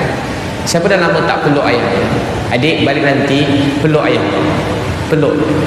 Dia garang tak apa dia, peluk. Dia rindu dia siang malam kerja untuk awak. Daripada kecil sampai besar. Sayang kau. Peluk dia. Dia garang sebab dulu-dulu ayah memang dia ajar untuk garang dia. Dia jangan salahkan dia, balik peluk dia. Dia rindu anak-anak. Beri pelukan dia. Zaman Nabi ada seorang ayah peluk anak. Nabi kata, riwayat Ahmad, kamu sayang anak ni? Ya Rasulullah, saya sayang anak saya. Sabda Nabi, masa kamu sayang anak kamu, Allah sangat sayang pada kamu. Nabi gembira tengok ayah yang peluk anaknya. Abang, kakak, ayah-ayah, mak, balik nanti peluk anak-anak, peluk anak, cakap sayang. Kadang anak sekarang dia rindu kasih sayang. Dia rindu kasih sayang. Peluk anak-anak, peluk, jangan lupa peluk anak-anak, cakap sayang. Apa jadi budak tadi? Dia baring kat saya. Ingat lagi cerita tadi? Kena tak ingat? Saya pun semayang. Dia ikut belakang saya, semayang dengan saya. Dia bawa saya berdakwah pergi kebun getah, jumpa budak-budak dadah malam-malam. Saya pun pergi jumpa, bang. Dik, makin jauh ni dik, bahaya ni dik. Allah Ustaz, Allah kan ada. Dia ceramah saya pula. Ustaz ni penakut lah. Allah kan ada. Kalau mati syahid Ustaz, Allah kan ada. Wah, engkau je kecil, Allah kan ada. Engkau yang kena bunuh aku, bukan engkau. Lepas tu dia, abang kakak, saya bawa dia pergi jumpa budak dadah, budak-budak jual dadah. Masuk-masuk bang, dia nampak saya. Tahu apa jadi? Ustaz, oh main Ustaz nak ceramah, dia orang ramai bang, main dekat-dekat. Sekejap Ustaz pakai baju sikit, Ustaz nak cakap kalam yang mulia. Oh lain macam ni. Jadi saya kena pakai baju elok-elok. Oh, dia orang duduk tayat awal bang, dalam kebun getah dengan ceramah, duduk tayat awal. Sila Ustaz. Oh abang kalau tengok kan, lain macam juga dia orang, baik-baik semua sekali. Lepas tu bang, saya ringkaskan, saya nak balik KL. Budak yang darjah 5 tadi tu, dia pakai jubah, saya bagi dia jubah. Dia peluk saya. Ustaz, saya nak ikut Ustaz balik KL boleh? Memang tak boleh tadi. Kenapa nak ikut aku pula? Ustaz, kat sini semua benci saya Ustaz. Nenek saya pun dah benci saya, cikgu saya pun dah benci saya, kawan saya pun dah benci saya. Saya jahat Ustaz, semua dah benci saya Ustaz. Patutlah aku berasa macam nak benci juga dengan kau ni. Ustaz, nak ikut Ustaz balik KL boleh? Kau nak buat apa dik? Hantarlah saya kat tahfiz mana-mana tu Ustaz, jauh sikit. Saya kau duduk sini, Ustaz jumpa lagi saya, mungkin saya dah kena hukum gantung dah nanti. Nanti saya kena hukum gantung Ustaz, saya tak boleh nak tinggal semua ni Ustaz. Adik, nanti saya tanya nenek kau Tak apalah Ustaz, terima kasih ajar saya semayang, tak nak susah kau Ustaz. Dia salam saya bang, dia peluk saya, dia nangis, dia lari. Saya tengok budak tu lari, saya kesian dia. Saya tahu saya boleh tolong dia. Itu yang selalu saya macam tak tahu nak buat apa bang. Saya tak tahu nak buat apa. Saya tengok orang, saya rasa insya-Allah saya boleh tolong dia. Tapi saya tak teruskan untuk tolong dia. Banyak kali bang. Sebelum saya sambung abang kakak, kalau kita sedekah satu, Allah ganda 700 kali. Ini ada lancarkan tabung derma, tabung pendidikan, NPKK, kampung Bel, kampung Bel. Kampung tali pinggang. Kampung Bel. Lepas tu apa jadi budak tadi dik? Saya jumpa nenek dia, makcik, saya nak ajak anak makcik pergi KL, boleh tak? Tak yalah Ustaz, cucu saya ni jahat. Tak apa makcik, saya bawa dia. Ya Allah, Ustaz ni tak faham. Dia ni setan Ustaz. Tak apalah makcik, setan tu setan lah. Ya Allah, tak faham juga Ustaz ni. Dia ni dajjal Ustaz. Saya ringkaskan, saya bawa dia pergi KL. Dapat pergi KL dik, bayar yuran dia, masuk asrama. Bermula dia degil nak balik je. Saya tak layan dia. Saya biar Ustaz tu jaga dia. Saya kata Ustaz jangan bagi dia lari, jaga dia. Ingat senang-senang datang nak balik-balik. Dia duduk situ ni. Lepas tu kawan saya kata Ustaz payah jaga dia ni, kena bayar 10 orang punya jaga. Sebulan kalau 200 Ustaz kena ganda lagi 2,000 sebulan. Sebab jaga dia macam 10 orang Ustaz. Barang pecah habis semua, mengamuk habis semua, curi barang orang. Ustaz kena tolong saya ni. Boleh. Lepas setahun bang, saya jumpa dia. Saya tak tengok dia sebab dengan saya dia manja sikit. Dengan Ustaz tu dia takut sikit. Ustaz tu angkat kepala je, dia tunduk dah. Saya sampai-sampai dah setahun lebih dah. Ustaz dia peluk saya, dia dah baik dah. Saya dah hafal 10 juz Quran. Berapa juz Quran? 10 juz Quran. Dia pun nangis. Ustaz, saya dah hafal 10 juz Quran. Ustaz, terima kasih ya, hantar saya kat sini. Saya dah tak ada siapa-siapa dalam hidup saya. Ustaz, kenapa hidup saya macam ni Ustaz ya? Saya tak demam, Saya tak ada ayah, saya tak ada abang, tak ada kakak, tak ada adik. Saya tak ada siapa-siapa dalam hidup saya. Ustaz, awak nak jumpa mak ayah awak, nak ustaz carikan. Tak payah ustaz. Mak saya dia dah bahagia dengan anak-anak dia. Tak payah ustaz, tak payah. Jangan kacau dia orang. Saya doa dia orang bahagia masuk syurga. Saya rindu ustaz. Saya nak rindu keluarga. Saya tak tahu nak rindu kat siapa. Ustaz, saya nak tahu tak, saya hari-hari doakan ustaz. Saya doa ustaz datang tengok saya. Ustaz dah setahun tak tengok saya. Ustaz, saya dah tak ada mak, tak ada ayah, tak ada abang, tak ada kakak, tak ada adik. Saya ada ustaz dia dalam hidup saya yang tolong saya. Terima kasih ustaz dia peluk saya, dia nangis. Ustaz, terima kasih ajar saya. Saya dah semayang, saya pandai Quran. Saya peluk dia, saya pun nangis juga. Tahu sebab apa? Sebab dia budak yang sangat baik. Sangat baik. Kesian. Demikian tadi tausiah bersama Ustaz Ibit Liu dengan tajuk Peranan Ibu Bapa dan Anak dalam Membina Kejayaan Dunia dan Akhirat. Tausiah. Saudara, sekarang kita ikuti sambungan tausiah yang akan disampaikan oleh Yang Berbahagia Ustaz Ibit Liu dengan tajuk Peranan Ibu Bapa dan Anak dalam Membina Kejayaan di Dunia juga Akhirat yang telah dirakamkan di Masjid Jami' Al-Muhajirin, Cenderum Balai, Teluk Intan. Ada orang macam tu kakak, tak ada mak, tak ada ayah, tak ada abang, tak ada kakak, tak ada adik, tak ada siapa-siapa dalam hidup. Tu adik-adik, penting tak awak semua berjaya untuk bantu semua orang Islam dalam dunia ni menjadi seseorang yang baik. Siapa nak berdakwah sungguh-sungguh, angkat tangan. Siapa nak berjaya dalam hidup dia, angkat tangan. Saya nak awak semua berjaya. Adik-adik semua, terutamanya mak ayah, jadikan anak kita pendakwah-pendakwah yang berjaya supaya dia dapat tolong ramai orang kat luar sana. Dengan Islam, semua masalah manusia ni akan selesai. Dengan Islam, semua masalah manusia ni akan selesai. Untuk tu bangunkan. Mana-mana abang kakak, saya jumpa orang boleh jadi baik. Sedih, mana-mana tak semayang. Kadang-kadang tak tahu nak buat apa. Pergi kelab tak semayang. Pergi tepi jalan, orang tak semayang. Pergi universiti pun ramai saya jumpa tak semayang. Saya pergi kat universiti bang, lepak kat kedai mamak 12 malam. Saya pergi meja-meja kedai makan kat universiti, kat luar, kosong-kosong budak-budak universiti.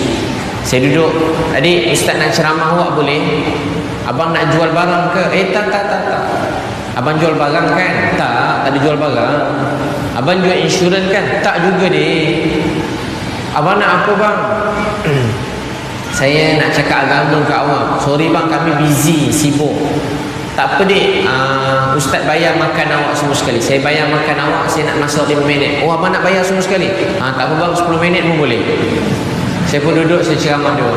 Bila cakap-cakap, cerita-cerita, ustaz saya dah lama tak semayang. Ustaz saya berzina. Tiba-tiba seorang mengaku, saya kan bang setiap kali jumpa begitu jadi sedih. Saya naik train daripada KL Central sampai Sentul. Saya bawa hadiah-hadiah, saya bagi ceramah dalam train. Jumpa seorang 2-3 minit. Hampir semua saya jumpa, 50 orang saya jumpa anak-anak muda Islam. Nak cari 5 orang semayang pun susah. Nak cari 5 orang semayang 5 waktu pun susah.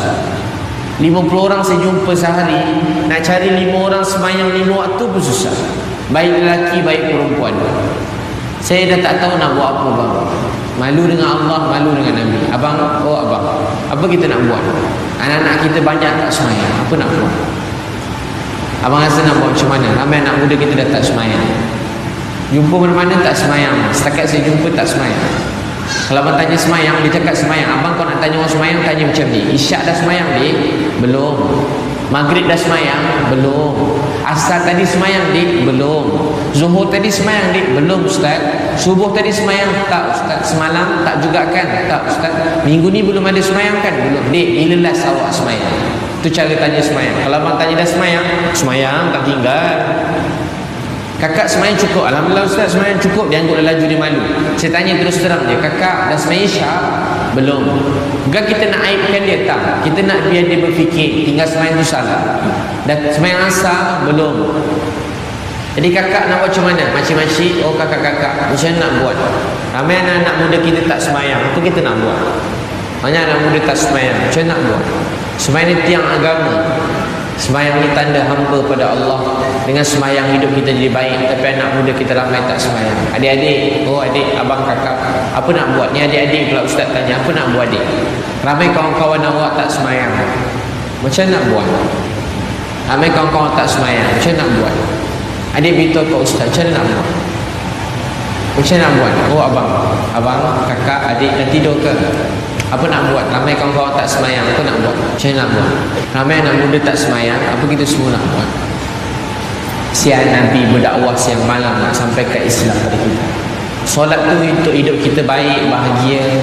Tapi ramai orang tinggal semayang. Abang, kakak, untuk tu kita berdoa dengan Allah dan berdakwah dan bangunkan nasihat, ajak semua orang semayang.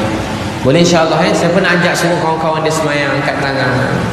Ajak semua kawan-kawan kita semayang. Siapa janji mulai hari ni semayang 5 waktu, berjemaah kat masjid awal waktu, angkat tangan. Masya Allah, mudah-mudahan Allah terima niat semua orang.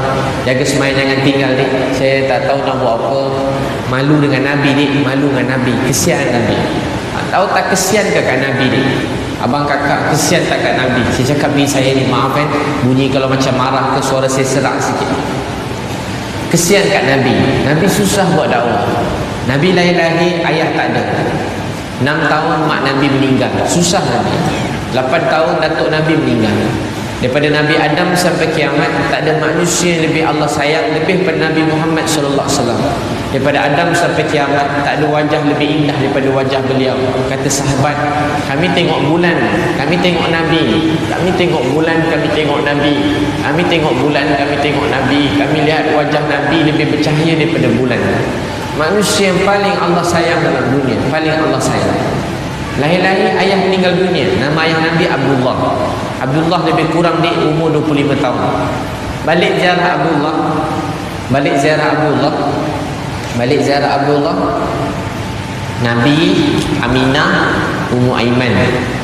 Tiba-tiba Aminah jatuh sakit. Tiba-tiba dahi dia berpeluh, dia jatuh sakit. Aminah cakap, setiap yang muda akan tua, setiap yang hidup akan mati. Mak merasai inilah hari-hari yang akhir dalam hidup mak. Lepas tu Aminah meninggal. Masa tu umur Aminah lebih kurang 25 tahun. Umur Aminah lebih kurang 25 tahun. Masa tu Nabi umur 6 tahun. Susah Nabi. Lepas tu Nabi ke bumi ke mak. Allah boleh ambil mak Nabi dekat Mekah atau Madinah, tapi Allah ambil mak Nabi dekat Abwa, jauh daripada orang. Nabi uruskan jenazah mak Nabi. 8 tahun datuk Nabi meninggal. Susah Nabi. Baru sayang datuk Nabi Allah ambil. Duduk dengan Abu Talib. Nabi sayang Abu Talib. Abu Talib sayang kat Nabi. Adik tahu apa jadi? Nabi berdakwah siang Nabi ni sampai satu hari Nabi dapat perintah dakwah kat Gua Hira. Adik, abang, kakak, Nabi balik tu demam. Balik tu sejuk, demam. Bukan demam biasa ni, demam tanggungjawab untuk bawa Islam kepada semua manusia dalam dunia. Khadijah selimutkan Nabi, tenangkan Nabi. Daripada seorang menangis, 2 orang menangis. Daripada seorang yang risau, 2 orang risau. Memikir bagaimana agama dapat berkembang. Adik, saya ringkaskan.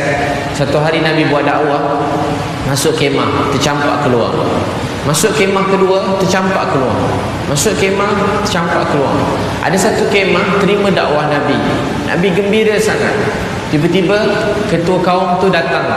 Dia halau Nabi. Kamu Muhammad, dia halau Nabi. Nabi naik unta. Datang beberapa orang, cucuk unta Nabi. Unta tu bergerak. Nabi jatuh. Kemudian baju Nabi ni orang tarik sampai koyak. Baju Nabi sampai koyak. Tarik baju Nabi koyak. Datang beberapa orang ludah wajah Nabi sallallahu alaihi wasallam. Nabi balik tunjuk hayam. Kalau saya tak apa abang kakak, tahu tak siapa yang saya tengah cerita ni? Manusia yang paling Allah sayang daripada Adam sampai kiamat. Beliau manusia yang paling baik, paling mulia, paling disayangi oleh Allah. Kalau Nabi nak lawan, Nabi boleh lawan. Nabi tak lawan. Kalau Nabi doa, mesti mati orang buat jahat kat Nabi. Tiba-tiba anak Nabi datang kat Nabi. Ya Rasulullah, wahai ayah, siapa sanggup buat macam ni kat ayah? Kalau Nabi kata apa? Wahai anakku, jangan kamu lihat apa kamu lihat ini. Dengarlah baik-baik. Satu hari nanti Islam ini akan sampai pada setiap orang, sama ada rumah mereka di bandar atau di kampung. Seperti mana matahari menyinari dunia, Islam akan sampai pada setiap orang dalam dunia. Nabi kata, wahai anakku, jangan kamu lihat apa kamu lihat ini. Dengarlah baik-baik. Satu hari nanti Islam ini akan sampai pada setiap orang, sama ada rumah mereka di bandar atau di kampung. Seperti mana matahari menyinari dunia, Islam akan sampai pada setiap manusia dalam dunia. Nabi kata, wahai anakku, Dan kamu tengok apa kamu tengok ini, dengarlah baik-baik. Satu hari nanti Islam ini akan sampai pada setiap orang, sama ada rumah mereka di bandar atau di kampung. Seperti mana matahari menyinari dunia, Islam akan sampai pada setiap manusia dalam dunia. Sebab doa Nabi, abang kakak kita semua dapat Islam. Satu malam tu Nabi nangis, Sahih Muslim. Nangis sepanjang malam. Jibril datang, ya Rasulullah, kenapa ni Nabi nangis? Tahu Nabi kata apa? Ya Allah, ampunkan dosa umat aku. Nabi kata, ya Allah, ampunkan dosa umat aku. Ya Allah, ampunkan dosa umat aku. Sepanjang malam Nabi SAW nangis untuk kita semua, abang kakak adik-adik semua. Nabi susah demi Islam sampai pada kita. Jadi sekarang giliran kita untuk hidupkan Islam. Tentu kita kena berjuang untuk Islam ni. Berjuang untuk Islam siang dan malam, berdakwah untuk Islam. Nabi banyak berdakwah siang malam. Satu hari abang kakak, adik-adik, Nabi pergi perang. Last sekali Zainab ni kena tombak di tengah mengandung. Orang kata tu anak Rasulullah, dia telah dikejar, kemudian dia lembing, dia jatuh, dia mengandung, keguguran sampai beliau meninggal dunia. Anak-anak Nabi susah demi Islam. Satu hari Nabi SAW, Abu Bakar, Umar, tiga-tiga lapar, makan dalam masjid. Baru nak makan dekat masjid lapar, pergi rumah Abu Ayyub. Baru nak makan kat rumah Abu Ayyub Al-Ansari, Nabi kata, "Hei Abu Ayyub, ambil roti dan daging ni beri kat Fatimah." Fatimah dah 3 hari tak makan apa-apa. Satu hari Nabi duduk rumah, Fatimah datang rumah Nabi. "Ya Rasulullah, ayah saya nak makan tapi saya teringat pada ayah. Ayah saya nak makan tapi saya teringat pada ayah." Mainlah makan. Nabi pun makan. Nabi makan, air mata Nabi laju keluar. Nabi nangis. Nabi kata, "Wahai Fatimah, setelah 3 hari, inilah roti yang pertama masuk dalam perut saya." Satu hari Nabi pergi rumah Fatimah, dengan bunyi orang jatuh. Masuk rumah Fatimah, tengok Hasan Husin kelaparan. Nabi main-main dengan Hasan Husin. Fatimah lapar sebab Nabi tak ada apa-apa nak makan. Satu hari Nabi pergi jalan kat kebun dengan Abdullah bin Umar. Baru nak makan, Nabi nampak kurma jatuh berambut. Nabi ambil, Nabi bersihkan, Nabi makan. Dia kata, "Ya Abdullah, setelah 3 hari, inilah makan. Setelah 3 hari, ini hari keempat, ini makanan yang pertama masuk dalam perut saya." Satu hari Nabi SAW pergi rumah Fatimah dengan bunyi, tanya Fatimah, "Mana Hasan Husin?" Fatimah kata, "Hasan Husin nangis ayah. Dia menangis lapar. Saya tak nak susahkan ayah. Saya suruh Sayyidina Ali bawa dia main kat kebun Yahudi supaya tak susahkan siapa-siapa." Nabi pergi kat kebun Yahudi. Nabi kata, "Wahai Ali, bawa Hasan Husin main tempat yang sejuk. Jangan kerana aku mereka bermain kat tempat yang panas." Adik-adik semua, Nabi susah demi hidupkan Islam siang malam untuk sampai pada kita semua. Abang kakak, Islam tak sampai dengan kita senang-senang. Islam datang pada kita, ada orang kita tak pernah jumpa, tak pernah kenal, tak pernah berdepan, tapi sangat sayang pada kita. Beliau telah korbankan segala-galanya. Siapa manusia itu? Nabi Muhammad SAW. Adik, kalau nak sayang seseorang, nak rindu seseorang, menangis untuk seseorang, berdoa nak jumpa seseorang, teringin nak cakap dengan seseorang, terlalu idolakan seseorang, nak mengikut orang membuta tuli, tak ada orang lebih layak untuk adik ikut melainkan manusia ni. Siapa nama beliau? Nabi Muhammad SAW. Adik-adik semua, satu hari kan Nabi kena pulau 2 tahun 6 bulan dekat lembah Abi Talib. Sahabat-sahabat makan kurma, satu hari satu. Akhirnya kurma pun habis. Dia orang ambil kayu-kayu ni rebus, dia orang makan 2 tahun lebih.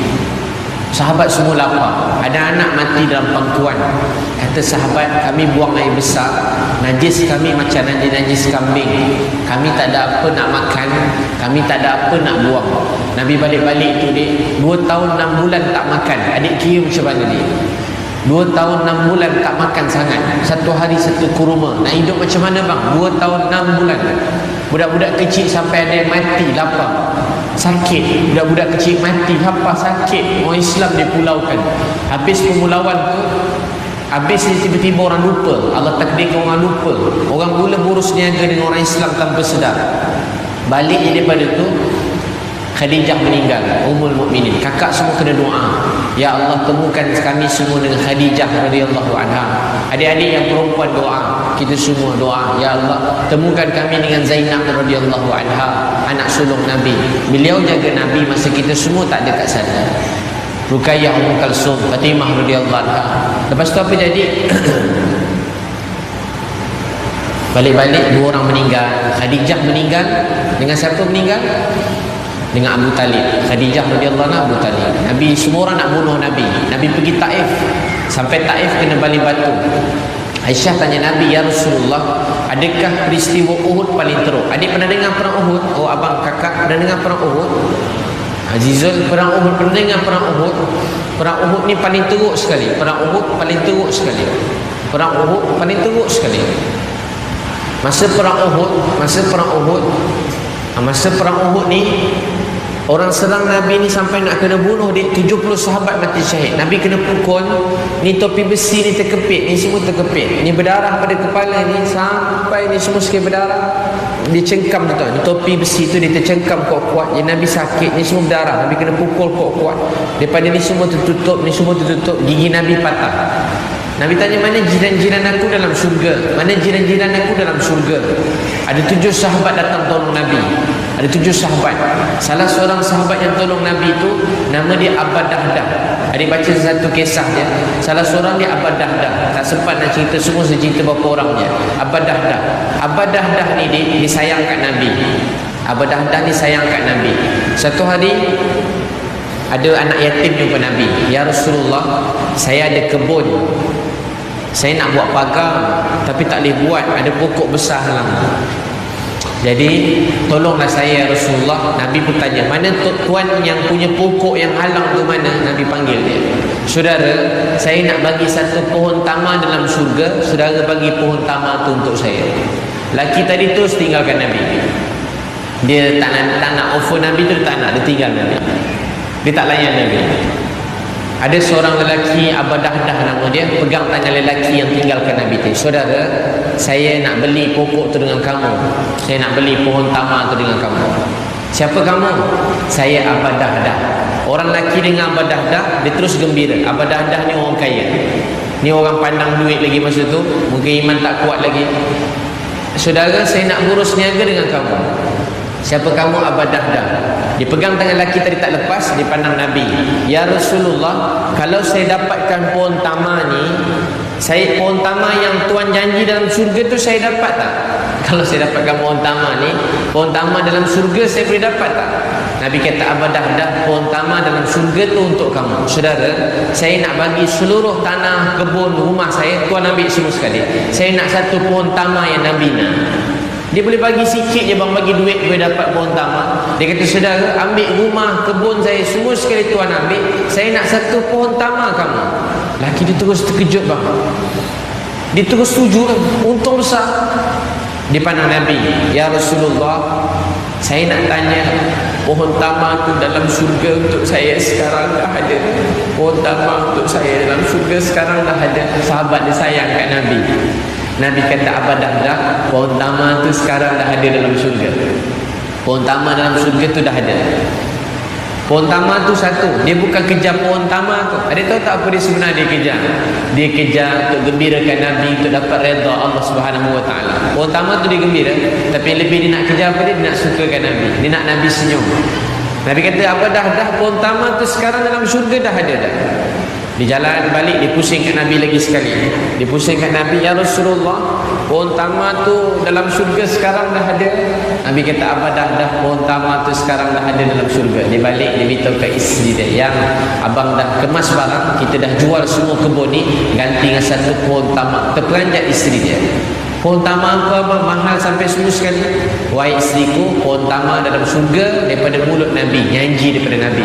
Isteri dia kata, "Abang, sepanjang saya berkahwin dengan abang, inilah hari yang abang yang paling bijak dalam dunia ni. Abang gembirakan Nabi." Isteri dia pun gembira, dia gembirakan Nabi. Sikit pun dia tak marah. Dia kemas barang, dia pindah bang, tinggal rumah yang kecil. Satu hari masa perang Uhud, Nabi kena serang. Nabi tanya, "Mana jiran-jiran aku dalam syurga?" Abu Dahdah salah seorang yang datang. Dia datang kat Nabi, "Ya Rasulullah, pohon tamar dalam syurga untuk saya sekarang dah ada." Dia pun pertahankan Nabi dan dia telah mati syahid. Semoga Allah temukan kita juga dengan Abu Dahdah yang jaga Nabi masa kita semua tak ada kat sana.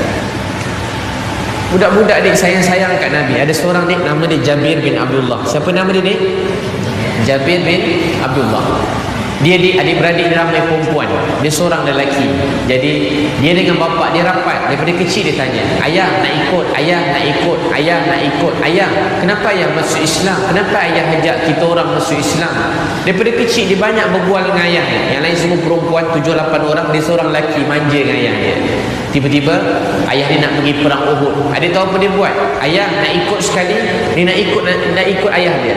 Ayah dia kata tak boleh nak, kamu tinggal seorang je lelaki kat rumah ni. Bapa ada hutang Yahudi, kamu kena cari duit bayar hutang Yahudi. Kalau tak nanti dia jual kakak-kakak kau. Baik ayah, ayah dia pun pergi. Sekali bila ayah dia pergi abang kakak, tahu tak apa jadi? Ayah dia mati syahid. Mayat dia ni hancur, kena kutip mayat dia. Bapa Nabi pesan keluarga yang mati perang Uhud kalau boleh jangan tengok mayat keluarga, sebab hancur. Banyak yang kena potong hidung, telinga semua kena. Dia betul-betul bunuh orang Islam teruk, potong-potong semua sekali. Adik tahu apa jadi? Orang yang pertama sampai kat medan Uhud siapa dia?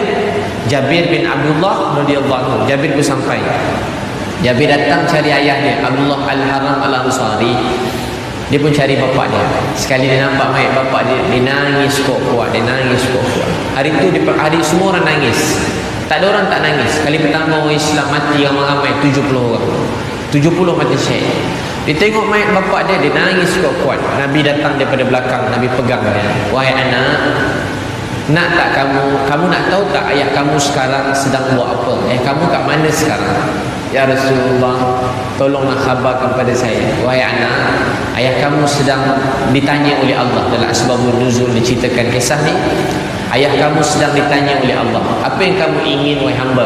Maksudnya Allah, ayah kamu kata, ya Allah, saya nak hidup kembali, saya nak berjuang dan saya nak mati syahid lagi sekali. Orang Islam ni dia tak, kalau dia tak nak mati, dia tak minta mati, tak doa nak mati. Hari mati dia gembira. Sahabat dah mati, nak hidup balik, nak berjuang untuk Islam. Ya Allah, hidupkan saya kembali, saya nak berjuang untuk Islam. Sekali adik tahu apa jadi? Allah beritahu minta yang lain, yang tu dah takdir, tak boleh hidup dah. Dia kata, ya Allah, sampaikan perkataan saya pada semua manusia dalam dunia. Sesungguhnya orang yang mati syahid itu tidak mati, mereka hidup di sisi Tuhan mereka dan diberikan rezeki. Jabir terus menangis gembira. Lepas Uhud ada satu perang, betul-betul lepas Uhud terus pergi. Nabi tak bagi orang baru ikut, tak ada orang, cuma ahli Uhud berdarah-darah terus pergi. Orang lain semua tak boleh pergi. Orang yang tak ikut Uhud tak boleh pergi perang yang selepas Uhud, betul-betul lepas Uhud. Tapi ada seorang budak Nabi kecualikan. Siapa dia?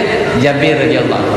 Nabi panggil Jabir, tanya berapa banyak hutang Yahudi. Nabi kumpul sahabat, hantarkan duit dan telah bayar hutang Yahudi. Nabi suruh Jabir ikut Nabi. Masa Jabir ikut Nabi, mana Nabi pergi semua dia ikut. Satu hari Jabir jatuh sakit. Nabi sihat lagi, dia jatuh sakit. Jabir depan Nabi, Jabir nangis. Ya Rasulullah, saya ingat saya boleh jaga, lebih kurang maksudnya saya, ya Rasulullah, saya ingat saya boleh jaga tuan sampai bila-bila. Dulu ayah saya jaga tuan, sekarang saya pula nak jaga tuan. Budak-budak lagi. Saya angkat Nabi, ya Rasulullah, kalau boleh saya nak jaga tuan sampai bila-bila. Apa jadi kat Jabir radhiyallahu anhu? Dia doa, dia kata, ya Rasulullah, tolong doakan saya sihat, saya nak jaga kamu ya Rasulullah sampai bila-bila. Siapa sayang kat Nabi yang kat tangan? Siapa nak berjuang untuk Nabi yang kat tangan? Siapa nak berakhlak macam akhlak Nabi yang kat tangan? Siapa teringin nanti nak jumpa Nabi dekat akhirat dan dia kat tangan? Adik-adik kena doa satu hari, kalau tak dalam dunia, satu hari kat akhirat teringin jumpa Nabi. Tuan-tuan adik-adik kena sayang kat Nabi. Kalau keluarga kita nak jadi baik, Nabi kata ajar keluarga kamu Quran. Ajar keluarga kamu kenal Nabi Muhammad sallallahu alaihi wasallam. Ajar keluarga kamu kenal keluarga Nabi. Quran, kalau nak tahu tak kenapa keluarga tak jadi baik? Satu, kita belajar Quran. Kedua, anak-anak kita tak kenal Nabi. Kalau dia kenal Zainab, dia tak akan jadi macam dia jadi sekarang. Kalau dia kenal Ruqayyah, Ummu Kalsum, Fatimah radhiyallahu anha, dia tak jadi macam dia jadi sekarang. Sebab apa anak kita tak jadi macam tu? Sebab dia tak kenal anak-anak Nabi. Bukan anak kita. Kita sendiri tak kenal anak Nabi dan keluarga Nabi. Untuk tu, semoga Allah temukan kita dengan Nabi. Jadi siapa nak berakhlak macam akhlak Nabi yang kat tangan? Ini cinta yang pertama. Sepenuh hati macam Abu Bakar Siddiq. Cinta sepenuh hati, berjuang untuk Islam, akhlak macam Nabi. Siapa nak macam tu? Masya Allah. Ini yang paling pertama punya cinta. Turun tangan. Adik doa Allah beri kita macam tu. Betul-betul semua orang kena niat, belajar sungguh-sungguh, dapat keputusan yang baik, masuk universiti, buat dakwah, mana saja pergi, hidupkan Islam. Siapa niat nak belajar sungguh-sungguh? Adik-adik, penting tak awak semua berjaya jadi orang rajin, berakhlak mulia. Angkat tangan, siapa nak berjaya, cemerlang, dapat straight A, yakin ke Allah. Yakin pada siapa dia? Yakin pada Allah.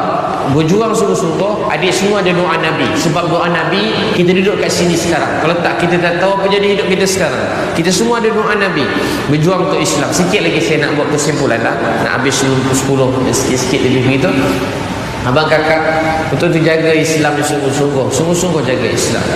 Berjuang untuk Islam. Niat kita ada doa Nabi. Adik jangan pandang rendah kat diri sendiri. Kalau bukan doa Nabi, masjid ni tak ada.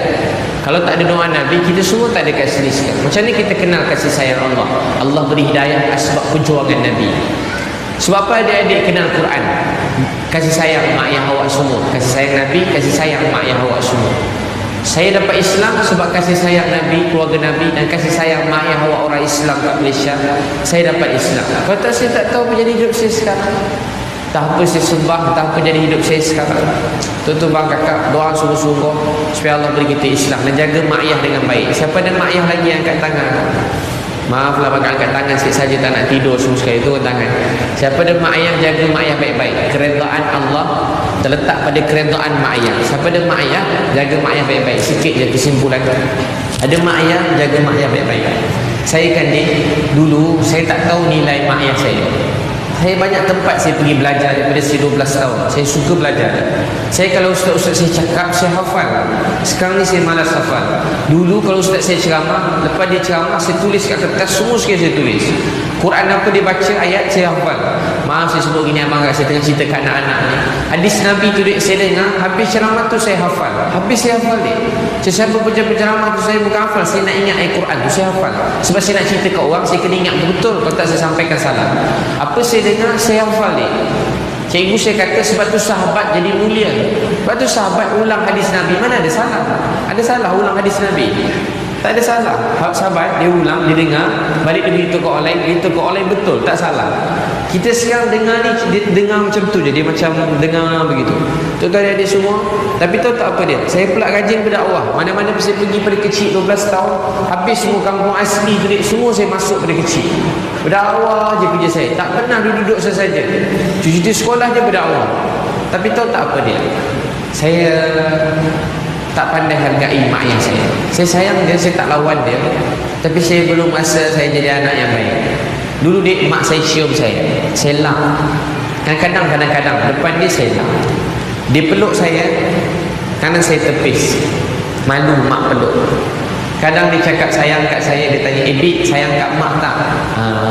Sayang. Saya hari lahir saya 21 Disember. Cuti sekolah. Bila cuti sekolah, saya mesti kat kampung asli mana-mana. Sebulan 2 bulan. Mak saya wajibkan saya call dia. Hello mak, Bik ni. Mak saya cakap, Bik, selamat hari lahir. Mak sayang Bik. Sorry nak, tak ada kek, tak ada hadiah. Mak sayang kat engkau. Buat dakwah elok-elok, belajar elok-elok je nak. Jangan susah-susah ke orang. Kita orang susah, jangan susah ke orang. Jangan minta-minta dengan orang. Kalau apa-apa minta kat Allah. Jangan buat bukan-bukan je nak. Tu mak saya pesan kat saya. Mak ya. Bik, selamat hari lahir. Mak sayang kat Bik. Demikian tadi tausiah bersama Ustaz Ebit Liu dengan tajuk Peranan Ibu Bapa dan Anak dalam Membina Kejayaan Dunia dan Akhirat yang telah pun diadakan di Masjid Jami' Al-Muhajirin, Cenderon Balai, Teluk Intan. Tausiah setiap hari di Perak FM